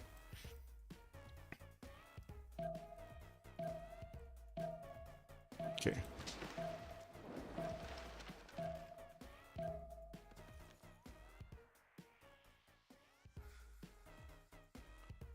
I gotta say, Cat is very happy. My grandma got her some grass today. She's very happy. She's very happy. I also started turning on the air conditioning. She's sitting with all of her paws in the air over here, like this, in front of that AC. It's incredible. And there we go. First shots coming up from the Z7 Provincian. Only one did manage to get to shoot. Probably another one will need another 10. There is a forest that is blocking the visibility, and this one spent a bit too much movement to get there. He does have promotion points on at least one from what I do see of the Zevens, while the first city of Kublai Mongolia did get taken out. That intelligence is coming out next turn, and I don't think he's gonna have time to plug in the spy anywhere. Bad Impy! Bad Impy! Echo Supreme calling out. Yeah, the Impys are very bad, but in a good way, right? In a good way for Zulu, in a bad way for Mongolia. I guess Echo Supreme, you know, I could totally imagine, you know, a tourist over here from the side of Mongolia just sitting around on a balcony, seeing all of these Impis fighting off the Keshiks on the street, and he would be like, bad Impy, bad. You know? Yeah, protesting the Impis coming to take over, man. And yeah, indeed, happy cat, happy life. It is what it is, man. These days, we get cats instead of wives. It is what it is. Anyway, we do have Maurik, unfortunately, not managing to hold on to his capital, while Otatarapa, by the looks of it, we do have a lot of courses that died next to that border. Also, well, good evening, sir, and welcome. Can Boomer win with 2 civs gone? Probably not. Probably not. I just see armies marching east. Yeah, everything is gonna march east. This is gonna be Maya 1 versus 4. There's no way around it. We're going to need to see how quickly these cities are going to fall from Norway, since already his coast is lost, actually. We're going to need to see how quickly the Sea Dogs actually get onto the front line there. Units of Mongolia did already die. The horses that could be able to take over the city centers are no more. While we didn't check out what happened in the Congress, to be honest, it doesn't matter. No, 2 points, 2 diplo points for Harald Varangian. Well, not gonna happen when he's gonna lose the cities. Not to mention, if he loses teammates, he's not gonna get the diplo points from the votes. Great scientist, no points. Okay, no Hypatia, no Newton, no Ibn Khaldun. We do have also Monarchy managing to get the wildcard policy slot. Well, I guess it is what it is. Okay, another city, capital city of Mongolia, got taken down. Zulu not taking any prisoners over here. Moving forward towards the last city, the city of Choir, that is available for Mongolia to keep on pumping units. At least he's gonna get another many times next turn. Doesn't seem like he's gonna lose it in the meantime. We do have already the city of Tehonianga put down enough so he can take it over with a catapult next, with one of these catapults actually next turn. Well, yeah, there are catapults there. It doesn't seem like they're gonna actually stay alive for long. Now, we did need to see another wave of units coming up from Persia to take out the city of Otatarapa. But I'm thinking, I'm just thinking they might just leave this be, right? They're gonna be like, yeah, you know, what is he gonna do with just one single city? They might just, when it's gonna turn into a 3 versus 4, they might just CC the game anyway. Even if, and I do have to stress this, even if it does seem like Lady 6 guy might get more science and culture than his opponents combined. Look at this, he has 160 science, 123 culture, while his opponents are 61, 49, 41, and 62. So they're about like 200 something, 210 something. While Antatemio just needs a bit more science. Where is he? Is he getting university? He's getting universities up. Okay, he's getting there. He's actually getting there. Doesn't he have a settler running? Does he have a settler running? No. No. He took out this city center, which could have been one of his cities. I don't see a settler running. I see builders. I see he has 2 K-Shakes actually running back to his cities, but they're never actually going to get to the city of Choir. Yeah, he didn't run far enough, I guess. Oh my god, man. Cat is going all in. Very happy. Just very happy.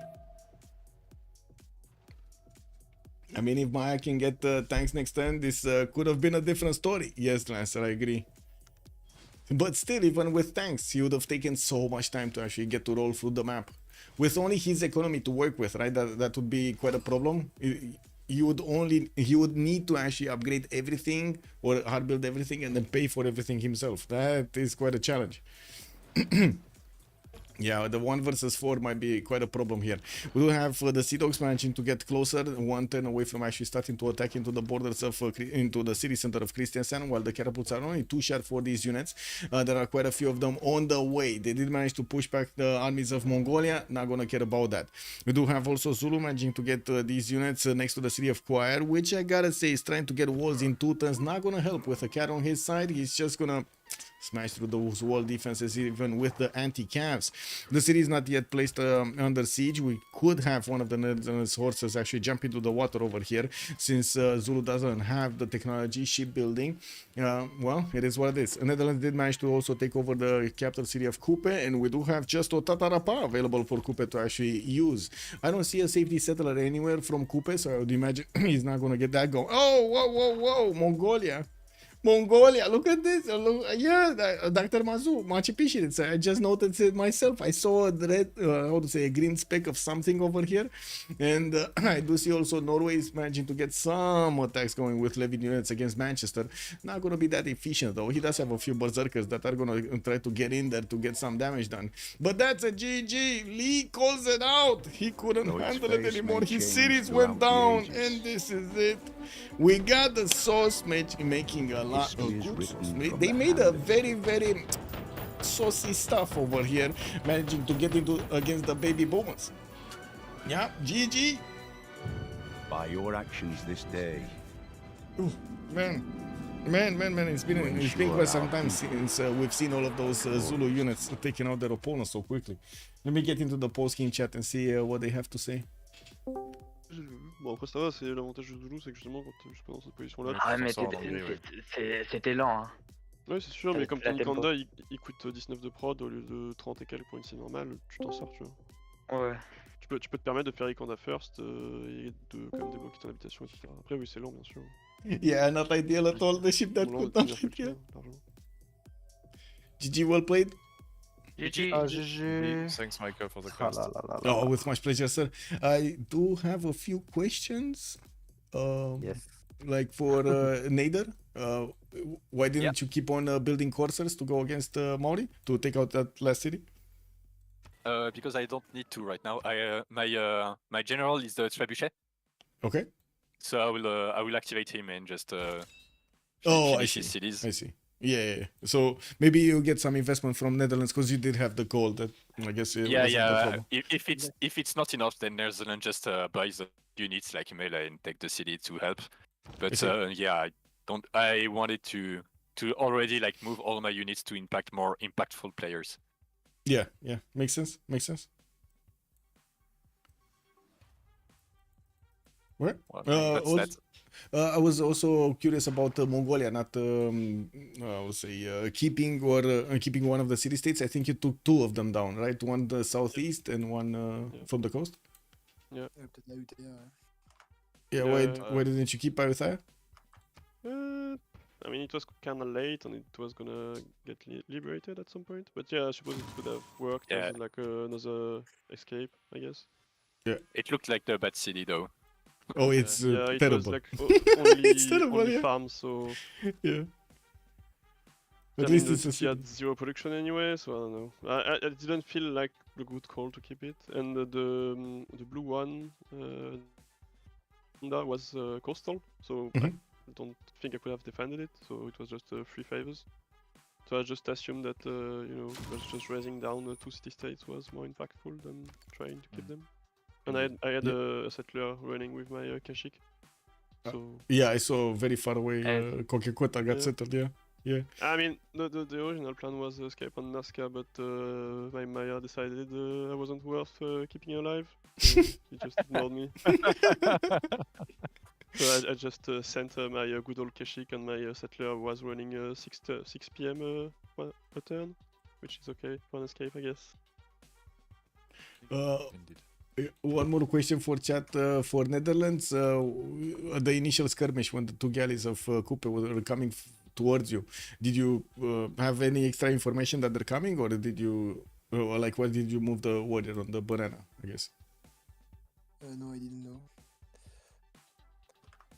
And I Okay. asked the turn previously. I asked for golds and don't get them. Yeah. I moved my scout, my stapler, and I see. Oh. Oops. Yeah. But I knew it. I asked for golds. I knew that it could be dangerous. Yeah. I had to move that I mean, settler back. You were If you worried. were on my team, I would have told you just don't send your warrior so far away. Ouais, c'est possible. Because in this map, like, you often have very weak cities, and you have to buy a lot of tiles early on, and then you have to buy encampment as well for 2, maybe 3 players, maybe campuses style as well. So, like, buying a unit because you didn't keep your warrior to escort your settler is like big investment that you could have avoided for your team. Non, clairement. It's basically the number one thing we said turn 1 is like keep your warrior to escort your settlers, so that we don't have to buy units. I don't think we bought any units, I think. Et je pense qu'on a acheté un frondeur Maybe chèque one- avec ça. Un frondeur chez moi. Okay, yeah, 1 slinger for a player who was between 2 people. Like I was between 3 people and I didn't buy anything, and yeah, we didn't buy anything else. So instead we were able to buy tiles and stuff, which was good, I think. Une question pour la Perse. Pressure, why didn't you go encampment? Yeah, First, Yeah. because I see that your guys are pretty far away, and also I think it's not worth if I want to be impactful to go like encampment first. I want to have the best possible like timing on the Corsairs to impact both you and the Norwegian.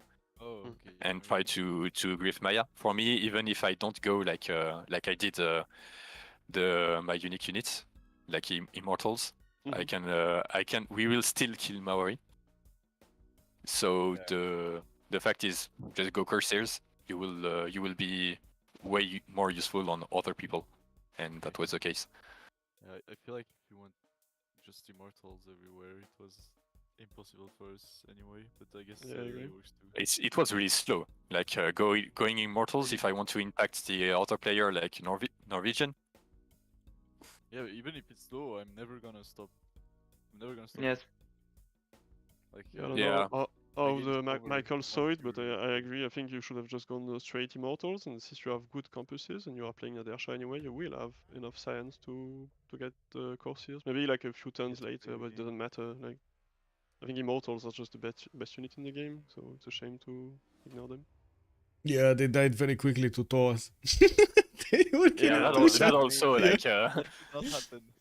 Yeah, but that also I was like his unique unit is Tora. If he wants to rush Cavals, then the timing on Immortals is pretty poor because he can defend easily against them. Well, not that easily, but you know, his units and his setup makes it so he doesn't have to do as much as of a detour to defend me. Then when I have to go like Corsairs and do like 10 indices lands. So that was also my point. If it was any other naval civ, I think I would have gone like Immortals against him.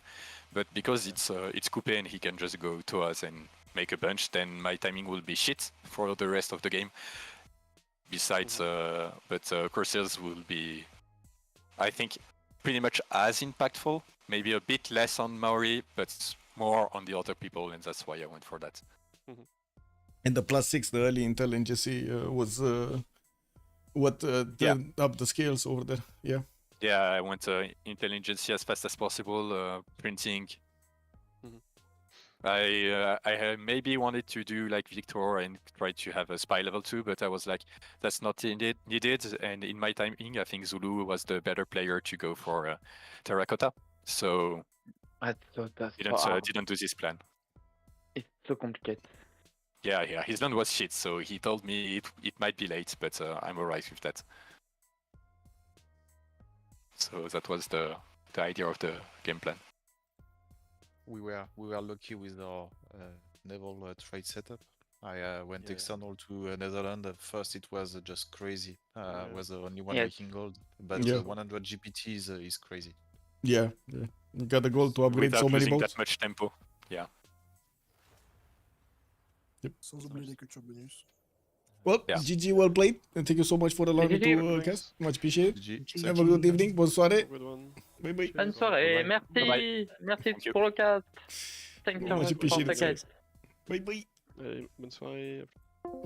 Oh, there we have it. We heard from both sides, and also we got a bit of sneak peek over there into why they did make those choices when they did.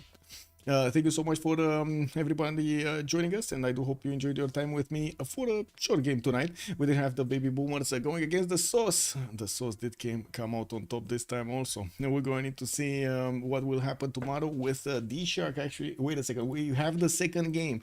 Golden Age going against Arcane in the second matchup of the best of 3 series. We did catch the first game a few days ago. We're going to see the conclusion, the second game, and maybe we're gonna have a third. In the first one, I believe Golden Age did manage to snatch that victory at the end over there. Arcane definitely wants to come back. Have a great evening, everybody. Much appreciated for the follows. Thank you so much for the subs, and I do hope we're gonna see each other in the next ones. Keep on watching YouTube, and of course I do want to say we got quite a bit of music coming out in the next period. Not to mention the CWC website did get updated, so you can check out the information about the players that did manage to get in, not to mention the teams, and of course soon the results. Have a great one. Bye.